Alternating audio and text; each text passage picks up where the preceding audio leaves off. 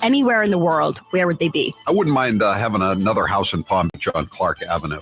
Maybe a place in southern Maine. I don't need a third place. Didn't you already have a house in Maine? I did. It was on an island. It was not a good fit for the mailroom manager. I've heard the house was haunted. Is that true? Yes. And, my wife didn't really care that much for my relatives. And now, some of my favorite fake Indian cuts of all time. I'm not going to ask you for your favorite curse word. Actually, I am. Do you have a favorite curse word? Poop. Poop? Oh, that's a goody two-shoes favorite curse word if I ever heard one. Are you kidding? Have you ever seen a woman like me look you straight in the face after you finished some long explanation of something and then just said, poop? Hold on a sec. I'm going to get me a beer. I am not sure what she's talking about as far as a rally with. It was a rally in Bern, Oregon, is that you have to figure out who you are. I grew up in a family that was barely hanging on to the ragged edge of the middle class. And my Aunt Bee has walked by that picture at least 1,000 times, remarked that her father, my papa, had high cheekbones like all of the Indians did. You're listening to the Howie Carr Show. He's the co-sponsor of the Green New Deal, so what better time to play some of his greatest hits? Ladies and gentlemen, it's Mr. Frosty. This is going to be a mission to save all of creation. If you want to ignore that these changes are taking place and that they're having a dramatic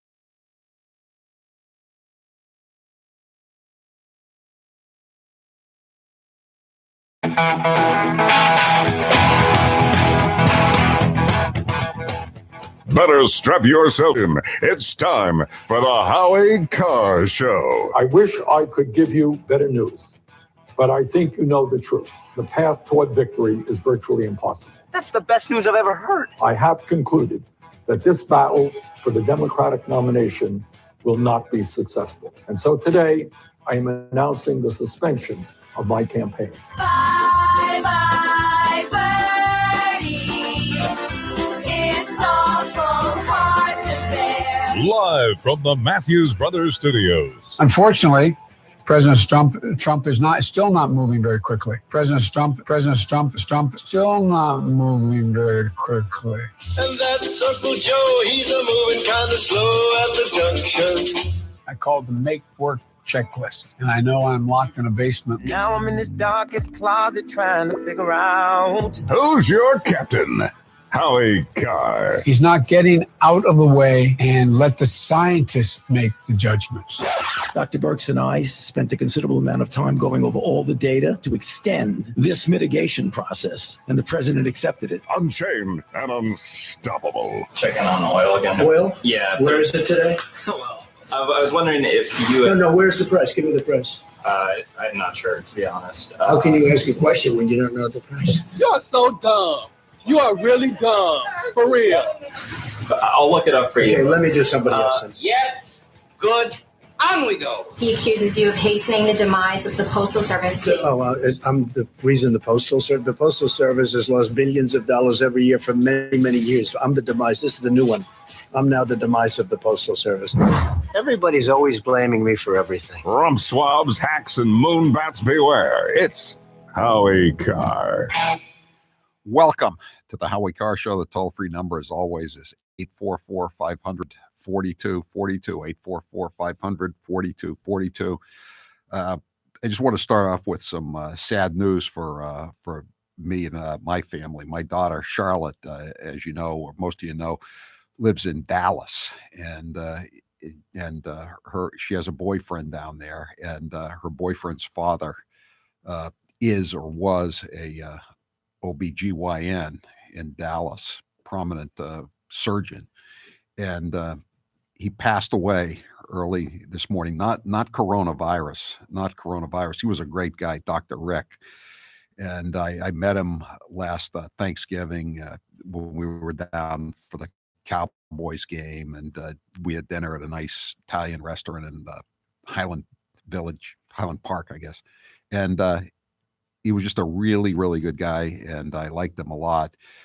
And his practice wasn't totally put out of business by this shutdown, but his surgeries had been basically declared elective. His hysterectomies, I mean, it seems pretty non-elective to me, but he was very concerned about his patients. He was under a lot of stress. He tried to relieve it by going out up to Oklahoma every Saturday with my daughter's boyfriend, his son, and they would play golf and relax and have a nice dinner and kind of take their minds off what was going on. But he was really stressed out. I mean, there's no way around it. We were thinking about having him on the show to discuss the effect this was having on surgeons who were doing quote unquote non-elective surgeries, just like people are put out of business because they're non-essential business. Who's to say what's elective, what's essential? But it was really wearing on him, and he was under a lot of stress, and he developed some chest pains. They took him to the hospital, and they were going to work on his. They discovered his heart valves needed to be replaced or worked on, and they were going to do a procedure later in the week, but things just totally fell apart late last night, early this morning, and now he passed on after midnight this morning, and I feel so bad. He was a really good guy, and he was only 54, and it's just terrible. And our deepest condolences go out to his family, including his kids, Ryan and Alex. Alex is an emergency room surgeon in California. Katie, his daughter, and his wife Kelly, and it's just terrible. And I don't want to start off with a downer, but I just want to mention this. We'll never know. If this thing hadn't happened, would Dr. Rick still be with us? Laughing it up. He was a big Trump guy too, by the way. And the fact is, though, that if this thing goes on much longer, they're going to be a lot of other casualties other than the people who are dying of coronavirus. And this is what happened in the 2008, 2009 Great Recession. There were studies later on done in the British medical journal Lancet that the suicide rate increased, depression increased. There was domestic problems. You can already see that in police reports around the country. And it's just, when you have economic and dislocations and disruptions, you have a higher rate of mortality. And the life expectancy in the U.S. has been up for the first time in a decade, the last 2 years, because the economy was booming. And when you shut down the economy, these are the kinds of things that happen. And I just feel so bad, just because I knew this guy not very well. I only met him once, but I had a nice evening with him, and he was really nice to Charlotte, my daughter. And it's just too bad. And I just hope this thing ends so shortly. You know, it's got to end. There's going to be so many more casualties. It's just going to be the cure is going to be worse than the disease, I think. And I think Brett Hume put it very well maybe yesterday on Fox. He said, "I don't know if we're flattening the curve, but we're flattening the economy, and even more than that, we're flattening the American people." You know, this is not a joke. You know, this is not just some reason for a few politicians to get their jollies by ordering everybody around and decreeing what's essential, you know, and what's not essential, and what's elective and what's not elective. 844-500-4242. That is the toll-free number of the Howie Carr Show. And again, our deepest condolences to Dr. Rick's family. Ryan, Alex, Katie, and his wife, Kelly. All right, 844-500-4242. We got a lot planned here today, and we'll just go straight to some Joe Biden. Joe Biden's been all over the place the last day or so, hasn't he? By the way, congratulations to Joe Biden.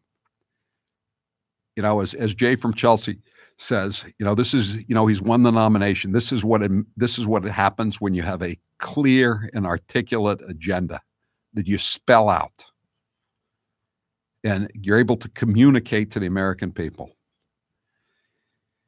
So congrats, Sleepy Joe, congrats. 844-500-4242. Let's start out with just a couple of Joe Biden. What's the best that you see, Taylor, in the list? There's a lot to pick from today. I do like him saying he's locked in the basement. That's funny. Yeah, that is pretty good. Okay, let's start with that one. Is this from his podcast?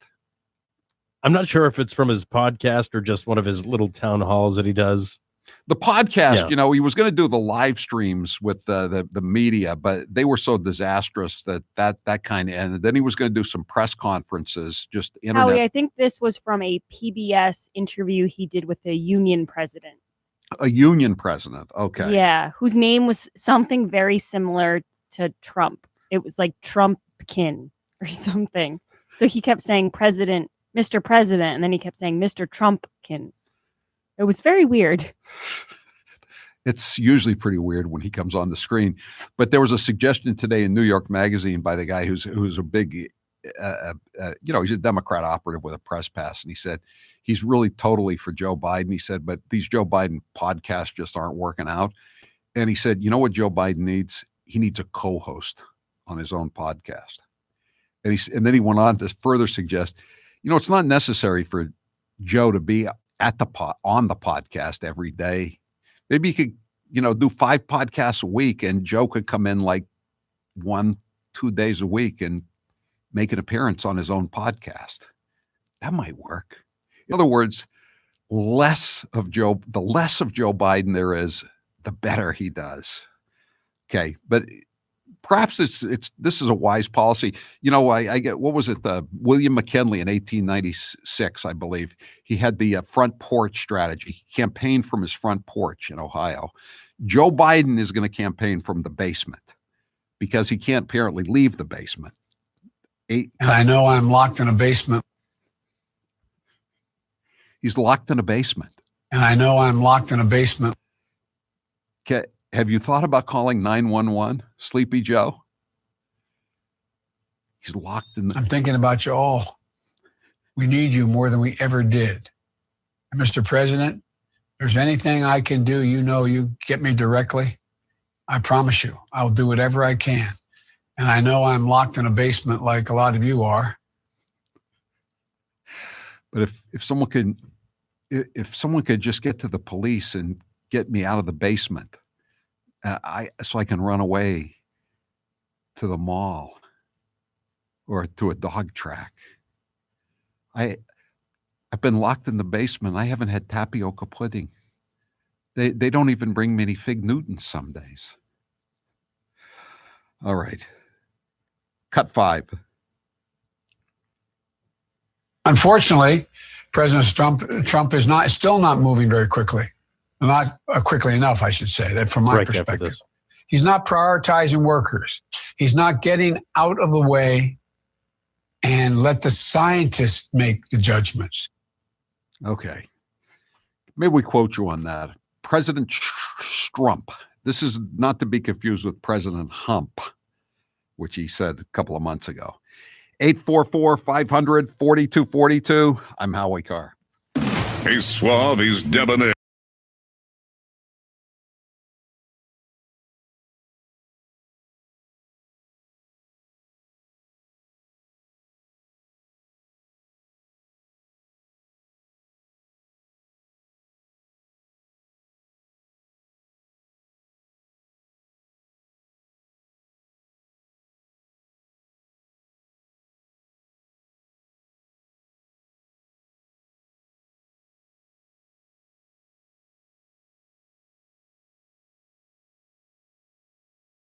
On the market, and they sound just as amazing. And Raycon's everyday E25 earbuds are their best model yet. You get 6 hours of playtime, seamless Bluetooth pairing, more bass, and a more compact design that gives you a comfortable, noise-isolating fit. Perfect for conference calls, video chats, or binging podcasts. Raycon was co-founded by Ray J, and celebrities like Cardi B and J.R. Smith have already given Raycons their seal of approval. Now it's your turn to see what the hype is all about. Get 15% off your order at buyraycon.com/Howie. That's buyraycon.com/Howie for 15% off Raycon wireless earbuds. Buyraycon.com/Howie.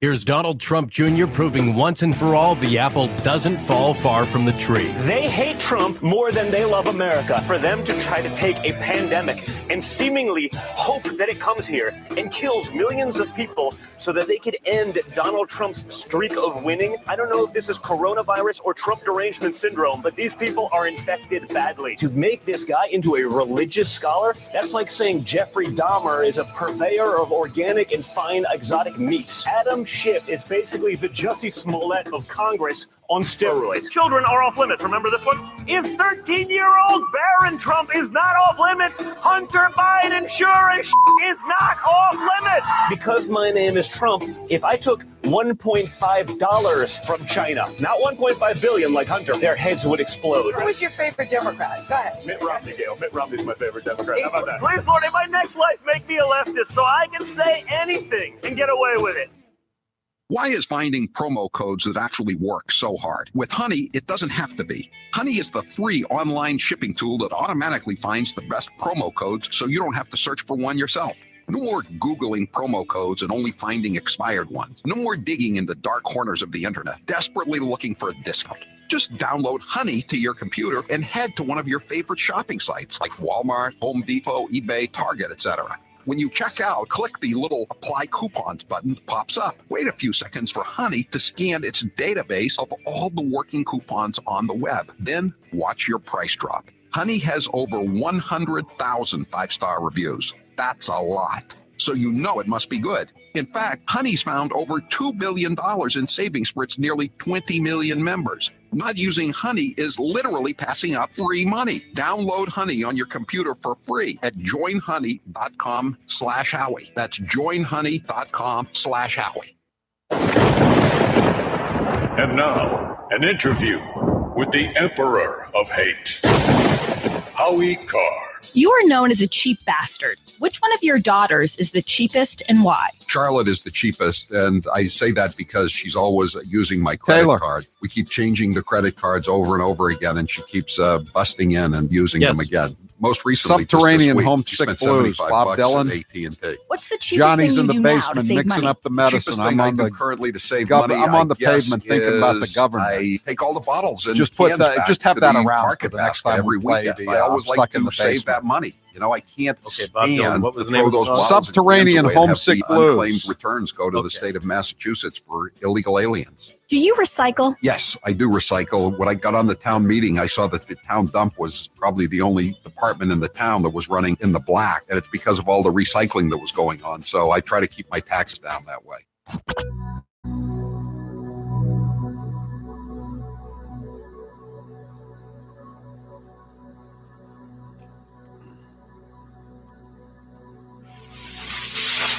This is Paul in North Andover, Mass. This is Luana in Lexington, Massachusetts. This is Lauren in Augusta, Maine, and this is the Howie Carr Show.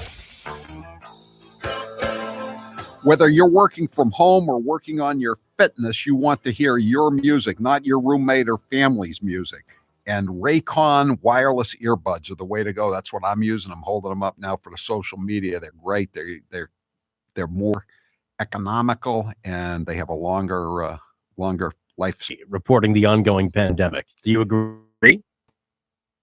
How could I disagree? If you even listen, If nobody disagreed, 100% agree. well, there's some guy who wrote a column in the Tampa Bay Times or the Tribune or whatever it is, or the St. Petersburg paper in Florida today, excoriating Marco Rubio for saying the obvious. So that's what made me think of it. But it was a great sound cut. Cruz was even more articulate about it and more pointed than Rubio was, but they were both pretty good. Anyway, we had a cheap bastard deal a couple of weeks ago for Maria's Ristorante in Portland, and the restaurant is now shut down for in room dining, but you can still get takeout, and so we wanted to have them back on. And this is we have Tony from Maria's Ristorante in Portland, Maine. And this is a third generation restaurant on at 1335 Congress Street, which is of course the main drag in Portland. Tony, how's it going with the new dining rules across the nation for you? Yeah, the rules aren't going so well for me. Maybe they are for Mark Rubio, but really, he's stuck in his basement too in Miami. I saw him on TV today, but he's everybody's or most people are suffering to one degree or another. Tony, so how's it going? It's going okay. I mean, we're doing probably 20% of our normal business, but it's not enough to pay the bills. You know what I mean? Yeah. We kept on all of our staff because they're like family, and we're getting that done and getting the payroll out, and just waiting for better times to come. We have our sauce to rely on as well.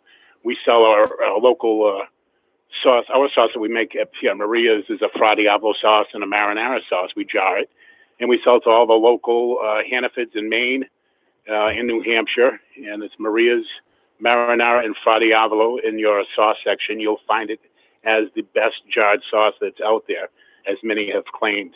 And that's doing really well. I mean, we're up like 500% Is it better than on Buddy sauce Cianci's? sales. But here at the restaurant, things are a little slow other than takeout. Is it better than the late Buddy Cianci sauce? You know what the late Don Imus used to say about that? It's really a good sauce, and you get a finger in every jar of Buddy Cianci sauce. You get no, it's much better than that. You'll get a clove of garlic in every one of our sauces. But I'll tell you, while you're on the subject, if you want me to tell a short story, it only lasts about 2 minutes, about my cousin Little Joe Napolitano, you let me know, okay? Oh, I don't think we're gonna push the restaurant today. I've heard of Little Joe, okay. but you know. Yeah. That's so people can go to Maria's Ristorante and they can still get delivery and takeout and curbside. What are your hours these days? Yeah, we're open for lunch 11 o'clock till 11:30 till 2, and then reopen again for dinner from 4:30 till 8. That's the martial law times. We can't go past 8 o'clock. Martial law. That's a good way to put it. They say curfew, but martial law is, I think, more accurate. So people can come by. It's not the old location. You moved to 1335 Congress Street, but people can just come by and just come. They can get the food just put right into their vehicle, right?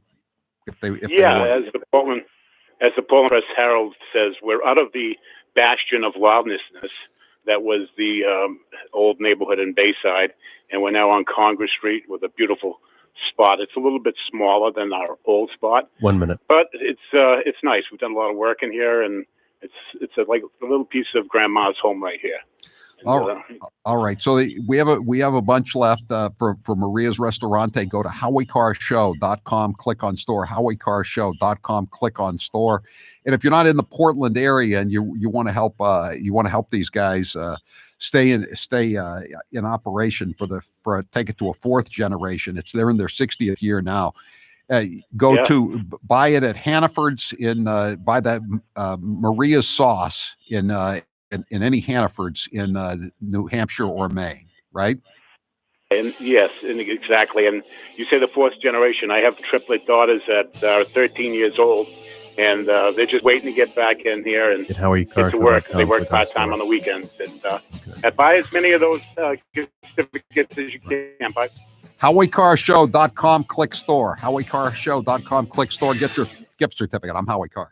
Primary season is upon us, and as we officially enter the 2020 presidential campaign clown show, we here at Matthews Brothers are once again girding our loins against the upcoming deluge of innuendo, deception, and slander we fondly refer to as campaign rhetoric. You'd think that after 166 years and 41 presidential campaigns, our loins would be fairly well girded. But as the boys used to say, an extra gird or two never hurt. And while we accept this from our elected officials, we expect better things from the private sector. Problem is, there's a surprising number of companies that don't feel obligated to this higher standard. Even in the home improvement industry, whose reputation for ethical standards rival those of used car dealers and personal injury attorneys, we have those who would bend the truth to make a sale. That's why we here at Matthews Brothers have always favored science over scams. We provide more written performance information on every window we ship than nearly every other window manufacturer out there. You can learn more about the performance of our wicked awesome Maine-made windows and doors, but only at Better Lumber Yards and Window Professionals or on the web at MatthewsBrothers.com. Matthews Brothers with one T, America's oldest window manufacturer.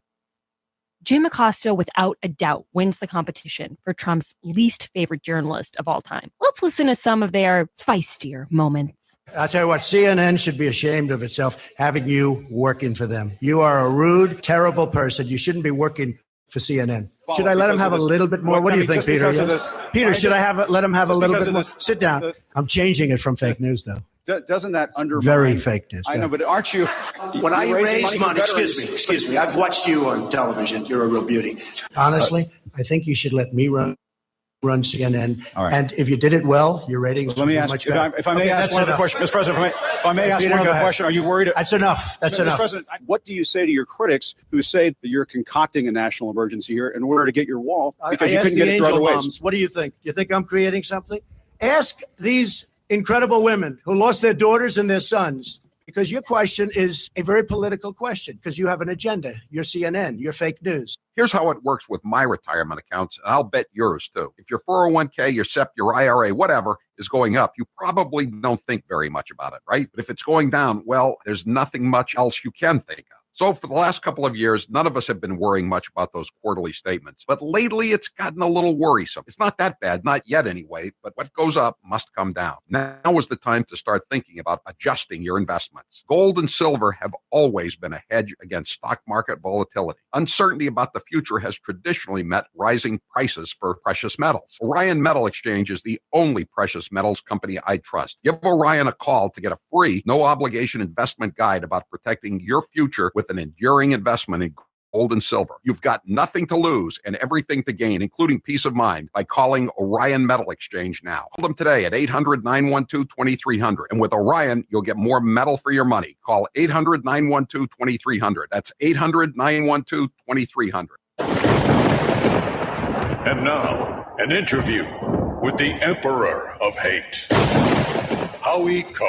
Can you remember any time in your life when you were starstruck? One time I saw Peter Vesey, the NBA columnist for the New York Post. He was in the Herald sports department. I really liked his column, so I went up and introduced myself to him. Then one time there was Cousin Brucey from WABC, and I used to listen to him driving back and forth between Chapel Hill and Deerfield when I was in college. Everybody on the East Coast listened to him. I couldn't believe that I was in the presence of Cousin Brucey. Do you ever play bridge anymore? No, I haven't played bridge in a very long time. Nobody I know plays bridge. I think my bridge days are behind me. Do you think you'd still be good at it? I'm not a great bidder, but I know how to count cards. That to me is the essence of playing a hand of bridge, is to be able to count cards. What is a rhino? Rhino is a Republican in name only. Think Paul Ryan. Oh, think Mitt Romney. Think Jeff Flake.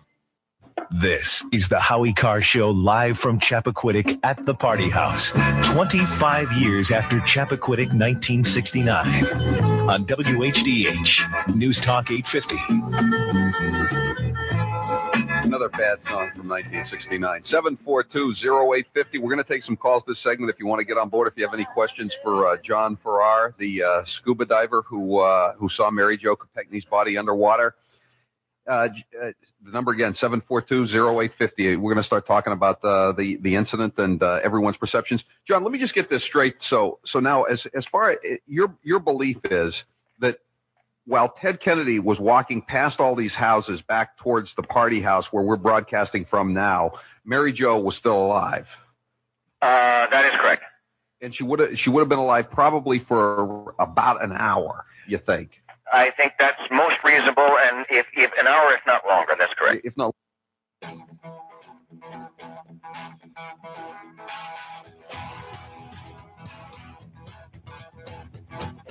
Live from the Matthews Brothers Studios. 844-500-4242. That is the toll-free number of the Howie Carr Show.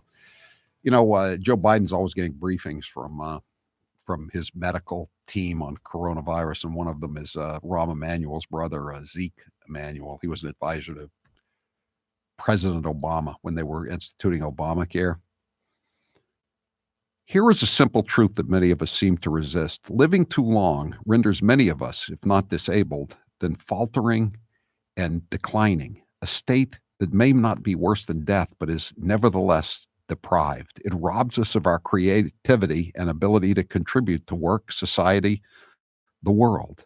The fact is that by 75, creativity, originality, and productivity are pretty much gone for the vast, vast majority of us. Joe Biden is 77. I wonder what Dr. Emanuel thinks of his daily briefings with Joe Biden. All right, 844-500-4242. We started a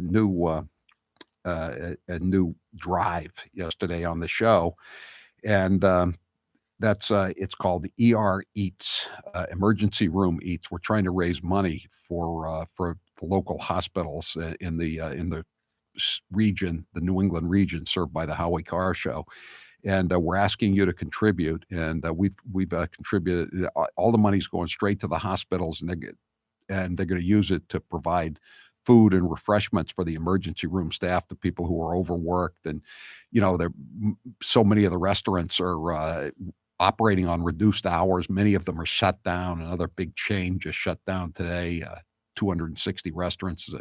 So I guess it's a southern chain, but they're all suffering. And we just talked to Maria's. They're open, but, it's tough. So it's tough to get food in, and hospitals have cafeterias, but a lot of them are operating on reduced hours, if at all, for these same reasons as everybody else is cutting back. And so we just wanted to get some money to the hospitals, and we hope they're going to use it to buy food from some of the restaurants, especially our restaurants that patronize our show. And so if you want to donate to ER Eats, you can go to howiecarrshow.com, and it's right there at the top of the page, and you can see it. And some of our faithful sponsors have also gotten involved with this. The show has donated the first $1,000. Matthews Brothers donated $1,000. The list that we raised over $5,000 yesterday for the on the first day of the drive. And today, another one of our faithful sponsors, DiStefano Hair Restoration, is donating $1,000. And we have on the line with us Dr. Chris Hines from DiStefano Hair Restoration, and they're donating $1,000 today. Dr. Hines, thanks for being with us here on the Howie Carr Show. Well, thanks for having me. Listen, you still work at the some emergency rooms in the area, right? Occasionally. Yeah, I pretty faithfully. I work at a small ER. I do 2 shifts a month, but during this, the need, I work in Connecticut. The need in Massachusetts has grown, and I'm picking up a lot more shifts in one of the local Massachusetts ERs.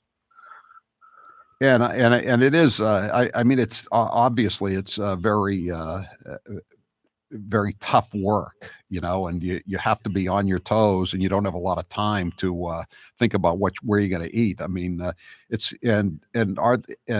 I'm told just by people I know that in hospitals that there are fewer opportunities now to go out and get food, and there's fewer. I mean, you still have the commissaries in the hospitals, but you don't have the choices that you once had in many places. Oh no, that's exactly right. The hospital in Connecticut that I work at, the cafeteria is basically closed. You can, vending machine type thing, and there has been some local restaurants that have donated, and it's just great. Kind of keeps the staff going. Everybody obviously is, pretty freaked out. A lot of new protocols. Seeing people out in tents. Seeing people in cars. If they, depending on the complaint and the triage. It's just something I've never had to do before, so it's strange. Yeah, and you worked you started out in an emergency room in New York City, is that correct? Yeah, I actually was in New York, during the 9/11 and the blackout. So obviously, I saw some history in the making then, and that was sort of crazy as well. But so I've kind of been exposed to different areas of emergency medicine more than I would have liked to. So you're a veteran. You're a veteran of 9/11 in New York City, 9/11 in New York City, and this is as well, I guess, just a different situation than that. Yeah, obviously, we weren't prepared for that, and we weren't prepared for what happened. I trained at Kings County Hospital in Brooklyn. So we thought we'd get an influx of patients after the falling of the towers, but it never happened. So then I was sent to Ground Zero. And unfortunately, by the time we got there, there really wasn't anybody left. It was later, 4 hours that day. It was like you had the walking wounded, about 400 patients or so, most of which went to St. Vincent's in Manhattan. And then it just, fizzled out. And I was just treating firefighters and paramedics. But being there was, kind of surreal. But this is, in a different way. It just doesn't. It's like nothing I've ever done before. I'm not real comfortable going out and seeing somebody in the front seat of their car and making a decision on whether they can come into the hospital. It's just something I never had to do before. So do most of the people you see coming in a car? I mean, do you really think that they have it, or they just have something else? Or they have the what are now described invariably as underlying conditions. So the way, at least for my hospital, and we try to basically use the protocol set forth by UMass, they go right in. But if you have a 30 to 50-year-old patient, whatever, and they're complaining of a cough, runny nose, and a fever, you go outside, you check their oxygen saturation, and you see how they're doing clinically. And if they're actually okay, they get sent home. They don't come into the ER. So it's just a very strange triage process, because I grew up with everybody coming in, and now I'm like, no, this is something that can be seen later. And do you, when you come off the shift, I mean, do you isolate yourself from your family, or how do you handle that? Because again, they say people are infected, but they are asymptomatic. That's a word I never used before until the last 2 weeks. I mean, how do you know if you could still hug your kids? Well, I mean, you don't really, Howie. It's like I'm kind of a knucklehead. I mean, I trained in Brooklyn, and we had a high population of TB patients, and I'd get coughed on while I was intubating, and somehow God must have watched over me because I never got TB. But so I'm probably the worst. So my wife says, okay, you're quarantined. You can't come in the kitchen. Your dirty clothes go upstairs, and then you get washed. And that's sort of what I do when I get home. I follow my wife. Always listen to your wife. It's, probably good, makes a good marriage. So I want to thank you for donating $1,000 to the ER Eats program here at the Howie Carr Show, and again we hope we're going to raise a lot of money for hospitals, and if hospitals want to reach out to us and get in on the program, go to you can send an email inquiry to info@ereatsusa.com, info@ereatsusa.com. And Dr. Highness from DiStefano Hair Restorations, try to get your hospital involved in this, and maybe you can get some meals from your own contribution out of this. I will. Thank you, Howie. Well, listen, I appreciate you being with us, and I'm glad to have you as a sponsor, and we thank you for your long-term interest in the Howie Carr Show. DiStefano Hair Restorations, and you guys are still open for business, or what's your situation right now? Well, I mean, the problem with my business is, I do a follow-up. So what I've done is we have about 5 offices. I've closed every office except for Worcester. So we're open in a limited capacity. We own the building we're in. So obviously everyone is secluded. There's no public access. And that's the only site that remains open. And, we'll do that until things are lifted. But it allows me to see patients for follow-up that, to be honest, otherwise would be going to the emergency room. And they don't need that right now. Right. That's what I've never understood about this. These lockdowns. What if you have a dental emergency? I mean, what are you supposed to do? I mean, normally if you have a toothache, you can go to the dentist. So now you have to go to the emergency room. I don't get it. Doesn't seem very efficient medically. Yeah, I do see a lot. That's funny you mentioned that. We do see a lot of dental pain, dental abscesses. I can treat them. I'm not a dentist, so I'm not the best at it, but at least I can get people a little bit better when I'm there. So, but I have a niche industry, so I need to see those patients because, to be honest, I'm an ER doc, and if I wasn't trained in hair restoration, I wouldn't know what to do with these guys, So, yeah. All right, Dr. Highness, we look forward to talking to you again. And again, thanks for your contribution to ER Eats. And if any of the listeners want to get involved, it doesn't matter what you want to contribute. Just go to howiecarshow.com and just click on the banner at the top of the homepage, and you can contribute whatever you want. And nothing's going for administration or overhead. Everything goes straight to the hospitals. And again, if you want, if you work at a hospital or somebody at a hospital, tell them to reach out to us at ereatsusa.com. Thank you, Dr. Highness. You're welcome, Howie. Have a great day. Thanks. Same to you. Talking about erectile dysfunction isn't easy. Usually we just brush it off or blame ourselves, saying things like, I lost my mojo, or we avoid it altogether with excuses like, I had a long day at work, or sorry, honey, I'm just not feeling it, or maybe tomorrow. But with Roman, it is easy to talk about erectile dysfunction with a real doctor who could prescribe real medication. It's simple, safe, and totally discreet. With Roman, you can get a free online evaluation and ongoing care for erectile dysfunction, all from the comfort and privacy of your own home. You can't get any other kind of evaluation of this treatable malady right now. The doctor will work with you to find the best treatment plan. If medication is appropriate, Roman will ship it to you with free 2-day shipping. The whole process is straightforward, simple, and discreet. Getting started is simple. Just go to getroman.com, the doctor, and take care of it. Just go to getroman.com/Howie to get a free online visit and free 2-day shipping.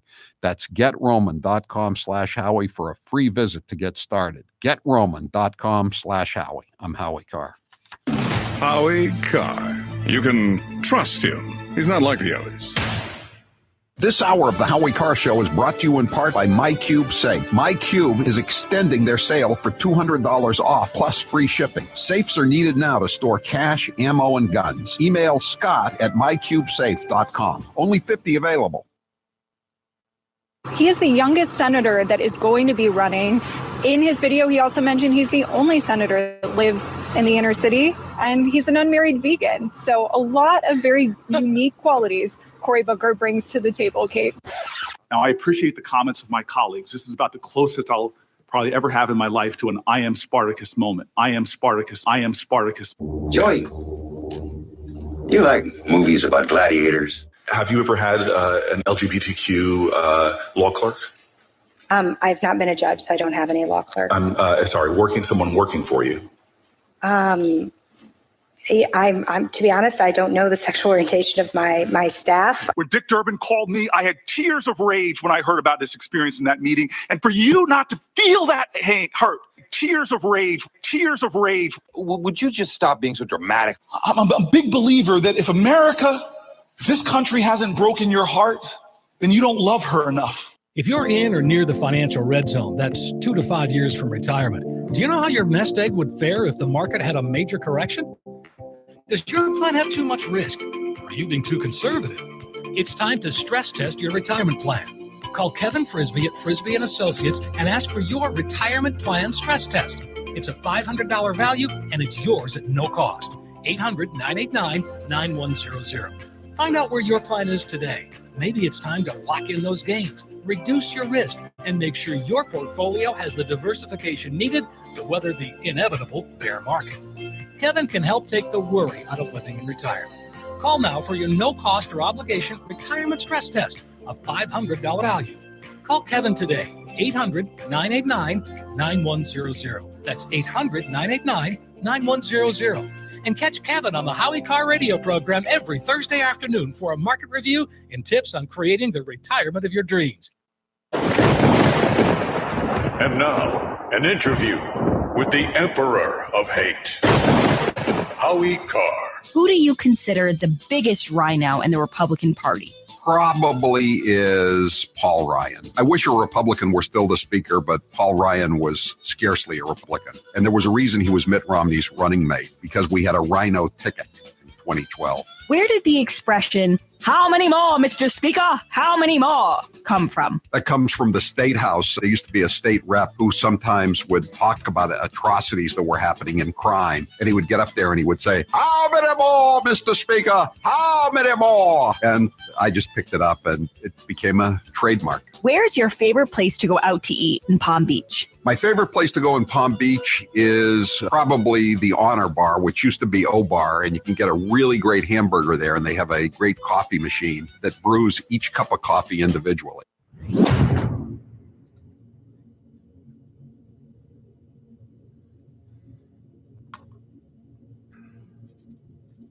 I've got that Bob Dylan cut if you want it. Okay. This is Lynn in sunny Las Vegas. This is Dan from the moonbat capital of Jamaica Plain. This is Gigi in Leominster, Massachusetts, and this is the Howie Carr Show. I heard Sleepy Joe say he was locked in the basement. And I suddenly started getting a flashback to the 60s. I wonder if Joe Biden gets I know Joe Biden's more the kind of guy that gets a flashback to the 30s or the 40s, but maybe he was thinking about let's listen to Bob Dylan. Let's listen to Biden first. Biden, cut number 16. I'm thinking about you all. We need you more than we ever did. And Mr. President, if there's anything I can do, you get me directly. I promise you, I'll do whatever I can. And I know I'm locked in a basement like a lot of you are. Bob Dylan, do you know anything about being locked in a basement? John is in a basement mixing up the medicine. I'm on the pavement thinking about the government. Wow. Subterranean homesick blues. Get it? Subterranean, locked in the basement. 844-500-4242. Joe has a plan. Make it work. Make it work. That doesn't seem that hard to get to, does it? Make it work. Joe almost gets it. Cut 4. I offered him a 10-point plan. I called the make work checklist. Actually, you call it the make it work checklist. But hey, these teleprompters are tough. You can take Patrice. Patrice, you're next with Howie Carr. Go ahead, Patrice. Hey, Howie, I called about your family's loss for 2 hours quick. Joe Biden, at least he's not the crazy ant in the attic, as I think Ross Perot used to call people. And if the state is, you can't turn in bottles and cans. While I was on hold, there was a thing with you saying you turn in your cans, but you can't turn them in anymore. Is the state going to suspend the collection of that nickel on bottles and cans for a while? Don't they get it automatically if it isn't returned by a certain date? The state just grabs it. It's called escheatage. Anything that's not claimed by a noble or a peasant or whatever is claimed by King John, right? That's the concept. And they when they set up the bottle bill, the bottle law back in the 80s, they brought back escheatage. So I guess I don't know the answer to that question. That's a good question, Patrice. Patrice, where would you? I thought that about this as the poll question briefly today. Would you rather be locked in the basement or the attic? I think in the attic. In the basement. Less crazy. Hey, Howie, regarding your family's loss, sorry for your family's loss. And I hope that you'll think about doing an hour every now and again when people can call and not say how they're suffering, because I think most people don't want to talk about how they might be suffering, but how they see other people suffering. Because people are really suffering with this who aren't sick, whose businesses have been put out of business, who are losing their investments. I know one couple, they've lived frugally their whole lives, and they're so upset. They were so upset when the market was going down that they wouldn't make it back up, have no chance to do that. It's gotten a little better. But maybe people could talk about how they see other people suffering. Yeah. And maybe these politicians will get the idea. I know that's the thing. I don't get the feeling I get the feeling that a lot of these politicians are enjoying this, like de Blasio. You know, he's still going to the gym in Brooklyn. He lives in Manhattan in Gracie Mansion, and he goes to Brooklyn to work out. Or Lori Lightfoot, the mayor of Chicago. You know, you're not supposed to be. All the beauty shops are shut down. All the barber shops are shut down. But she just brings in somebody to cut her hair. She says, "I'm really into my hair." Oh, you and every other woman in America, right? Why are you different? Why do you get to have your hair done just because you're the mayor? Doesn't that bug you, Patrice? What about the women in the press corps? The women, these network women, they're not getting their hair done. Why should a politician get her hair done? I don't know. You're right, Patrice. The thing is here, even people who aren't put out of business, like Dr. Rick, he was concerned. His patients are stressed out because they want to get their operations done. And, he was a very empathetic guy, and he, it increased his stress that he couldn't provide the services, the medical procedures that they needed because of these arbitrary guidelines. And then, in Dallas, you got this, you got your own crazy little Gina Raimondo guy, this judge, his name is Judge Clay Jenkins.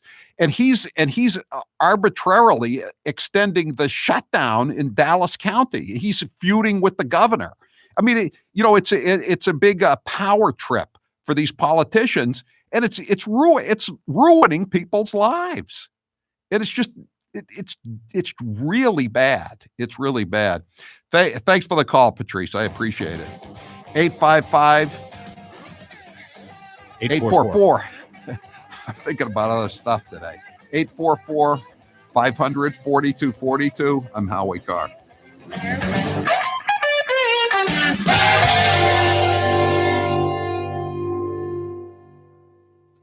I'm with Dr. Mary Clifton from Boomer Naturals. Dr. Mary, what is the main difference between CB5 and CBD? CB5 actually stimulates all the same receptors in the body that the CBD does, but it doesn't have any CBD in it. In this crazy time that we're in, it is so important to bolster your immune system. Go to HowieCarrshow.com and click on the Boomer Naturals banner to get a very special deal that's only running now. Use code word Howie on the Boomer Naturals website.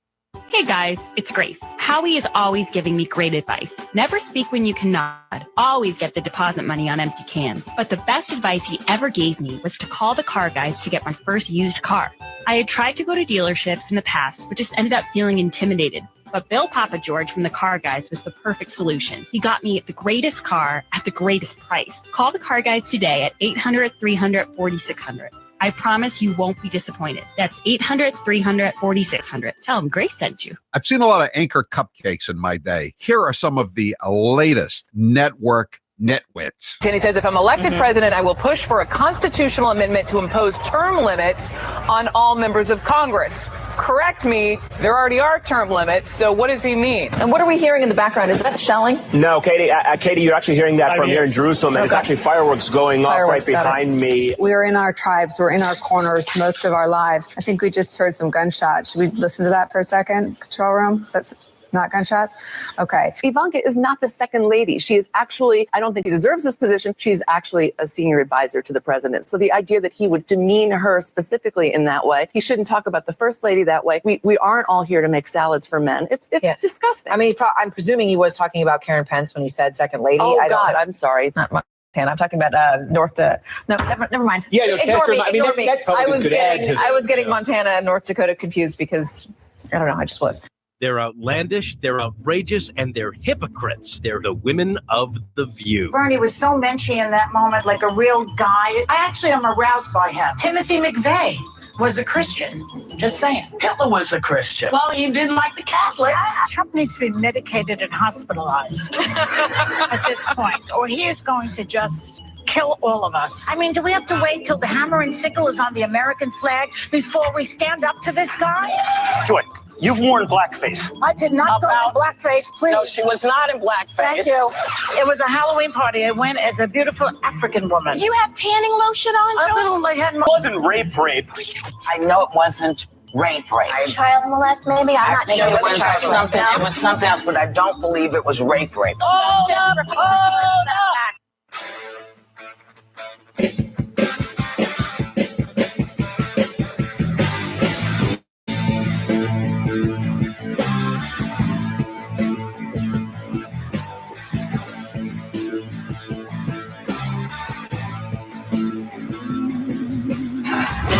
You're listening to the Howie Carr Show. Here's how it works with my retirement accounts, and I'll bet yours too. If your 401k, your SEP, your IRA, whatever, is going up, you probably don't think very much about it, right? But if it's going down, well, there's nothing much else you can think of. So for the last couple of years, none of us have been worrying much about those quarterly statements. But lately, it's gotten a little worrisome. It's not that bad, not yet anyway, but what goes up must come down. Now is the time to start thinking about adjusting your investments. Gold and silver have always been a hedge against stock market volatility. Uncertainty about the future has traditionally met rising prices for precious metals. Orion Metal Exchange is the only precious metals company I trust. Give Orion a call to get a free, no-obligation investment guide about protecting your future with an enduring investment in gold and silver. You've got nothing to lose and everything to gain, including peace of mind, by calling Orion Metal Exchange now. Call them today at 800-912-2300. And with Orion, you'll get more metal for your money. Call 800-912-2300. That's 800-912-2300. Bernie Sanders is officially in the race for 2020. Let's look back at some of the septuagenarian's greatest hits. Should we give tax breaks to billionaires, which is what Trump wants, or demand that the wealthy and large corporations start paying their fair share of taxes? Blah, blah, blah, blah, blah, blah, blah. You know, it's funny. Sometimes American journalists talk about how bad a country is because people are lining up for food. That's a good thing. In other countries, people don't line up for food. The rich get the food and the poor starve to death. We understand your wife has hired a lawyer to represent her in a possible probe into a land deal that fell apart. This was back when she was president of Burlington College. No, of course, it's not when she was. Oh, let me say a word on that. You know. Yeah. Well, I just want to ask you, do you know she's under FBI investigation? Excuse me. My wife is about the most honest person I know. At the end of the day, you don't necessarily need a choice of 23 underarm spray deodorants or 18 different pairs of sneakers. People should not be dying in the United States of America when they are sick. We will raise taxes. Whether it's global warming, global cooling, or climate change, one thing's for certain, the progressive moonbats can't stop talking about it. We're talking about cities all over the world, major cities going underwater. You know, spent a lot of time now with these young students, and they're scared, and a lot of young people are even suffering from, they're calling it extinction illness. So that we can have people here who truly are committed to climate change, believe in climate change as though it's a religion, it's not a science. A woman whose dreams of motherhood now taste bittersweet because of what I know about our children's future. You have stolen my dreams and my childhood with your empty words. That curing cancer is going to be much more difficult when there's so much climate change and pollutants in the environment, because a lot of cancer is environmentally caused. Recognizing and acknowledging the link between animal agriculture and climate change is a very bold move, making tonight plant-based. You're listening to the Howie Carr Show. And now, an interview with the Emperor of Hate.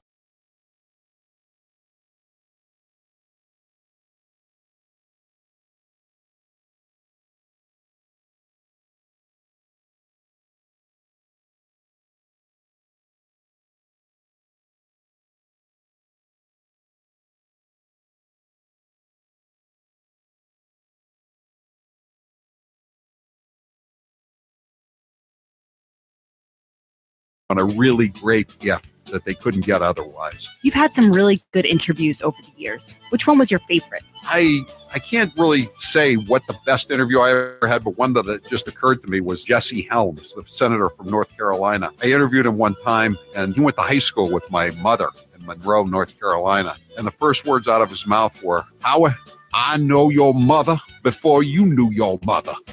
Campers, have you thought of upgrading your RV or camper this year? This is Howie Carr. Right now at Cold Springs RV, you can shop great preseason deals on a brand new 2020 camper. Go see the latest in pop-ups, travel trailers, fifth wheels, toy haulers, and motor homes. Cold Springs RV is your one-stop shop with over 200 acres of all things camping. It started with a camp resort, then came the RV center and superstore. Now they have the region's largest state-of-the-art service center and auto body shop. That makes Cold Springs your destination for all things camping. Remember, at Cold Springs RV, the doors are always open so you can freely browse. So go check out the latest 2020 models and see for yourself. If you're looking for a pre-owned RV, you'll also find one of the largest selections in New England. Don't miss the year's best selection and early bird savings at Cold Springs RV, and tell them Howie sent you. Cold Springs RV, Route 114 in Ware, New Hampshire. Online at coldspringsrv.com.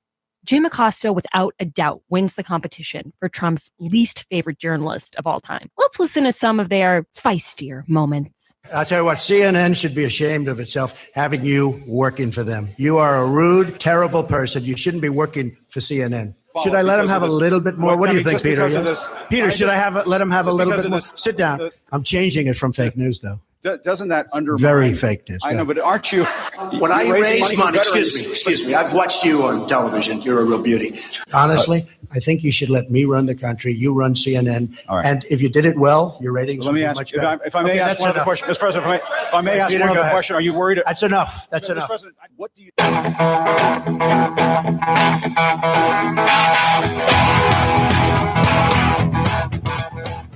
Better strap yourself in. It's time for the Howie Carr Show. I wish I could give you better news, but I think you know the truth. The path toward victory is virtually impossible. That's the best news I've ever heard. I have concluded that this battle for the Democratic nomination will not be successful. And so today, I am announcing the suspension of my campaign. Bye, bye, birdie. It's awful hard to bear. Live from the Matthews Brothers Studios. Unfortunately, President Trump is still not moving very quickly. President Trump still not moving very quickly. And that's Uncle Joe, he's a moving kind of slow at the junction. I called the make work checklist, and I know I'm locked in a basement. Now I'm in this darkest closet trying to figure out Who's your captain? Howie Carr. He's not getting out of the way and let the scientists make the judgments. Dr. Birx and I spent a considerable amount of time going over all the data to extend this mitigation process, and the president accepted it. Unchained and unstoppable. Checking on oil again. Oil? Yeah. Where is it today? Well, I was wondering if you. No, where's the price? Give me the price. I'm not sure, to be honest. How can you ask a question when you don't know the price? You are so dumb. You are really dumb. For real. I'll look it up for you. Okay, let me do somebody else. Yes, good. On we go. He accuses you of hastening the demise of the Postal Service. I'm the reason the Postal Service has lost billions of dollars every year for many, many years. I'm the demise. This is the new one.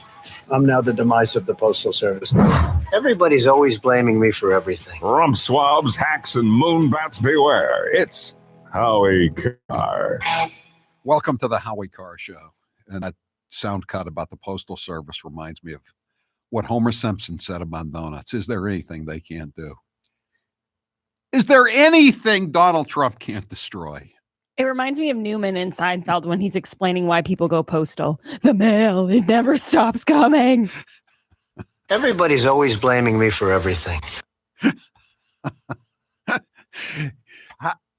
He's truly Lex Luthor. Yeah. But Lex Luthor had no hair. That's the difference. That's true. His hair is a work of art. Taylor, what did you call his hair today? I called it a tribute to architecture. Yes. The only thing that brings him down is the wind, Howie, I've noticed. He must, you know how some people get up. But you know how sometimes you get up and you think, oh, I hope it's not raining today, or I hope it's not cold. I bet he gets up and checks the wind report. It's right on the weather. You know, most people are looking for temperatures or whether it's going to rain. He looks at that last column over there with the wind speed. Anyway, 844. Anything over 8.4 miles an hour is a no-go. Can't do it. Got to stay indoors. You know, we were thinking of doing something new here at the Howie Carr Show, and it is so funny every day with these stupid questions at his press conference. The press conference starts in about an hour from now, and every day the questions are just so dumb and nasty and rotten. I thought that maybe between me, among Grace and Taylor and I, we could pick out the dumbest question of the day and just let you know in this time period every day what in our opinion the dumbest question of the day was. Now, wait, Howie, I know the question from yesterday. Oh, of course. I mean, can I say it? Yesterday was a no-brainer. Yes. Go ahead, Grace. Set it up. Set up yesterday's dumbest question. Was it the guy who was going to ask about the price of oil and didn't know the price of oil? I just have to say, for the guy who calls in and calls me balloon head, I think even he would admit that these reporters make me seem like a brainiac. I'm in some ways, Grace, as horrible as this whole thing is, I'm grateful for the programming genius of this thing. That question was done live on our show in real time.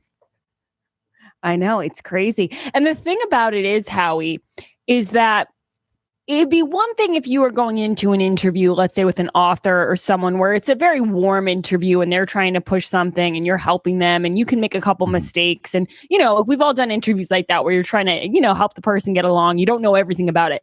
But if you're going into a press room and it's the most contentious, fiery towards me as I am towards him, they come in thinking they're untouchable. They can say whatever they want and he has to know everything. It's like, I love this now. I wish he would turn it. And Howie, I'm going to give you an example here. I wish he had turned it around on Peter Alexander when Peter Alexander kept saying, what do you tell Americans who are scared right now? That was the same thing. I wish he had turned it around to him and said, Peter, what do you tell your family when you go home? You tell them we're all going to die? Like, what do you want me to say? And I love that he turned it on that kid yesterday. I don't know his name, and just said, no, I really want to know what the price of oil is. And let's play that, Taylor. It was so beautiful. I got to find it now. I didn't know you were looking for it. Cut 22. Cut 22. Thank you. Through the roof. So, hopefully they're going to vote for the right candidate. Yeah, please. Just checking on oil again today. I was wondering. Oil? Yeah. Where is it today? Well, I was wondering if you. No. Where's the price? Give me the price. I'm not sure, to be honest. How can you ask a question when you don't know the price? I'll look it up for you. Okay, let me do somebody else. Oh, so cringe. How about this? What he said, I want to check on the oil. And if after he didn't know the price would say, oil, you're down a quart. Yeah. Maybe two. Howie, it gives me flashbacks to when you didn't know the answer in school and the teacher just makes you feel like a moron. Oh, it was so cringeworthy. But I'm loving this. I'm loving this new angle of putting it back on them because and you could say, for example, you could say, well, they're not the president. But the way they're asking him these questions, he's right. It's in such a nasty way that I think they have it coming. So now it's like, it's all fair game. Now they're going to have to step it up. And some of these people, they're reading the questions off their phone. They're not ready. It's a disaster. I know. I just, to give you some indication, and you can call in, or you can text in to us or email us, whatever. When you see a stupid question during the press conferences, and just let us know. We're gonna be making the ultimate decision. It's not like it's going to be a poll question every day, but just we can. This is a game we can all play together. So here's a question from this woman, Yamish Alexander. He's had a couple of run-ins with her, but this was one of her stupid questions. Again, Alcindor. Okay, Alcindor. I know. Is she related Is she related to Lou Alcindor? More popularly known as Kareem Abdul-Jabbar. Anyway, here's her stupid question. This would have been the winner a week or so or 2 weeks ago. Cut 38. Thank you, Mr. President. I have two questions. The first is, you've said repeatedly that you think that some of the equipment that governors are requesting, they don't actually need. You said New York might not need 30,000. You said it on Sean Hannity's Fox News. You said why don't you people act? Let me ask you. You said why don't you act in a little more positive? It's always trying to get you. And you know what? That's why nobody trusts the media anymore. My question to you is, how is that going to impact? Excuse me, you didn't hear me. That's why you used to work for the Times and now you work for somebody else. Look, let me tell you something. Be nice. Don't Mr. President, my question Don't be threatening. Be nice. I agree. Can't we all be civil? I've never heard people talk to the president of the United States like this. What was the biggest question they used to give Obama? Some people are describing this as your best day ever. What's your favorite flavor of ice cream? And they're coming at this guy like he just murdered somebody. It's bizarre. Yeah. I've never seen anything like it. Howie, I wanted to give a note here for the squad because I think they're having a tough day. Bernie is out of the race, and Donald Trump tweeted today, I don't see AOC and the three other members of the squad backing Joe Biden, and I don't either. So they don't have an island. Was it Tlaib or Omar that said they were not going to support Joe Biden flat out? Oh, really? Yeah, this was a few months ago. Well, I don't know. Well, Ayanna, our own local gal in the squad from Dorchester, she was always with Elizabeth Warren, so the squad wasn't monolithic in their idiocy. Some went with a different idiot than Bernie Sanders. But I feel as if they are monolithic in the fact that Joe Biden is not their candidate, Howie. I would say that that's pretty sure. Did you get that cut? Did you get that cut I was asking you for, Grace? I just want of course I did. I'd like to hear this. Joe Biden sometimes loses his train of thought in I'm stating the obvious now, but here he does it, I think 3 times. Is it 3 times, Grace? In like 15 seconds? We can count as we go. Okay. It's the last one, Taylor, I put in. But look, it's been done. We're going to get the election results about another week or so after this. I forget the date, the 13th. And I think that I think if there is an election, if there was an election, if people, depending how many showed up, I think I will have done well. But who knows? Who knows? Isn't that so true right now? Comes the recurring question. Can we quote you on that, Mr. Vice President? We'll have to listen to it a few times. Howie, I described Joe Biden because I watched the entire PBS interview he did. I described his way of speaking. You know, when you're skiing and there's no, I don't know what it's like to ski, Grace. I really don't. But you explain it to me, please. Some people will get this. If you know you're going to hit like a flat surface for a while, you try to gain as much speed as you can at the beginning to coast through the sentence. That's what he does. He gains speed and he starts off really strong, and then he peters out towards the end and starts to kind of go into the galaxy, and you don't know where he's going with it. But he starts off confidently, and it's watching him is nerve wracking because I'm thinking, oh, I hope he remembers what he's saying right now. And 90% of the time he doesn't. He ends up going somewhere totally different. And the worst part is having to watch Chris Cuomo pretend that he knows what he's saying. Like he's kind of nodding along, like, oh yeah, okay, sure thing. And his little t-shirt and his sad face that he's got on. And by the way, Chris Cuomo still won't say whether he's taking the anti-malarial drug that nobody on all the doctors, all the physicians on CNN don't say is a quack medicine that Donald it's a fish tank cleaner that Donald Trump wants to kill Democrats with. Yeah, no. But I have a feeling Chris Cuomo is taking it, don't you, Grace? I don't want to make any presumptions here, but I will say, I think the mainstream media hates the anti-malaria drug more than they did al-Baghdadi. Let's just put it that way. Bigger fans of al-Baghdadi than this hydrochloroquine. Yeah. It's crazy.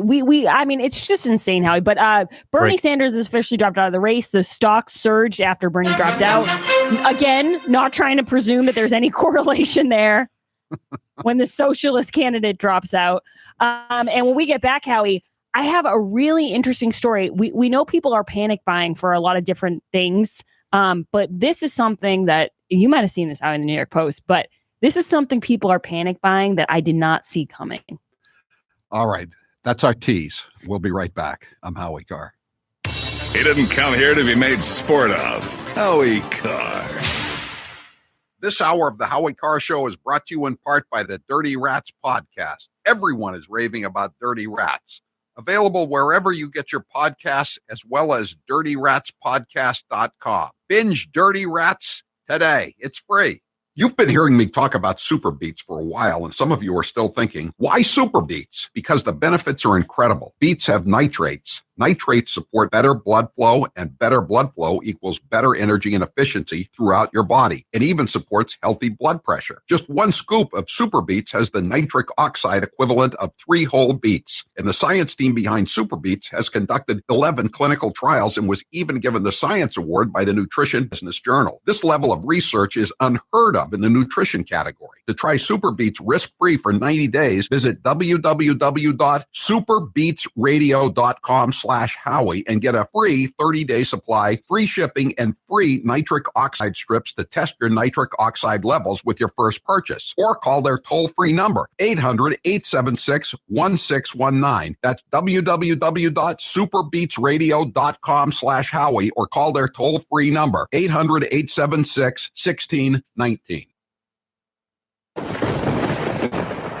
And now, an interview with the Emperor of Hate, Howie Carr. Did you have any pets when you were younger? I had a cat named Dexter. That was my first pet. And then I had possession of 2 poodles when I lived in Palm Beach, Princess and Frisky. They weren't really my dogs, but I took care of them. They lived with me. So they were my dogs. I love those poodles. When you were a kid, what was the best gift you ever received? I got this wooden fort from FAO Schwartz in Palm Beach, about the age of 6 or 7, 10 soldiers to go along with it. Such a cool fort. I had that fort for like maybe close to 10 years. What is your all-time favorite movie? Probably Goodfellas. I love Goodfellas. I love it even more than The Godfather. What is your favorite dessert? Oh, that's a tough one. Probably chocolate ice cream, followed by vanilla ice cream, followed by coffee ice cream. Why is finding promo codes that actually work so hard? With Honey, it doesn't have to be. Honey is the free online shipping tool that automatically finds the best promo codes so you don't have to search for one yourself. No more Googling promo codes and only finding expired ones. No more digging in the dark corners of the internet, desperately looking for a discount. Just download Honey to your computer and head to one of your favorite shopping sites like Walmart, Home Depot, eBay, Target, etc. When you check out, click the little Apply Coupons button that pops up. Wait a few seconds for Honey to scan its database of all the working coupons on the web. Then watch your price drop. Honey has over 100,000 5-star reviews. That's a lot. So you know it must be good. In fact, Honey's found over $2 billion in savings for its nearly 20 million members. Not using Honey is literally passing up free money. Download Honey on your computer for free at joinhoney.com/Howie. That's joinhoney.com/Howie. He is the youngest senator that is going to be running. In his video, he also mentioned he's the only senator that lives in the inner city, and he's an unmarried vegan. So a lot of very unique qualities Cory Booker brings to the table, Kate. Now, I appreciate the comments of my colleagues. This is about the closest I'll probably ever have in my life to an I am Spartacus moment. I am Spartacus. I am Spartacus. Joey, you like movies about gladiators? Have you ever had an LGBTQ law clerk? I've not been a judge, so I don't have any law clerks. Someone working for you. I'm to be honest, I don't know the sexual orientation of my staff. When Dick Durbin called me, I had tears of rage when I heard about this experience in that meeting. And for you not to feel that hurt, tears of rage. Would you just stop being so dramatic? I'm a big believer that if this country hasn't broken your heart, then you don't love her enough.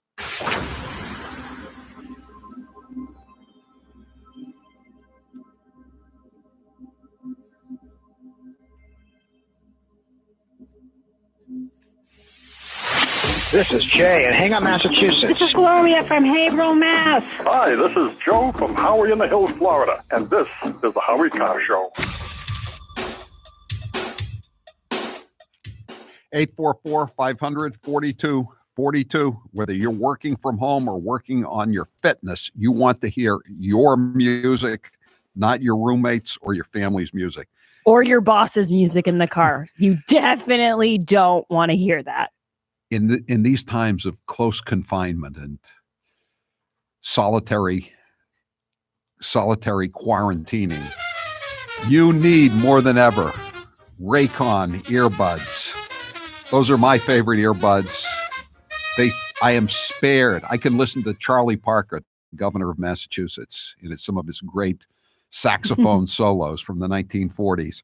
Such a talent. Raycon wireless earbuds are the way to go.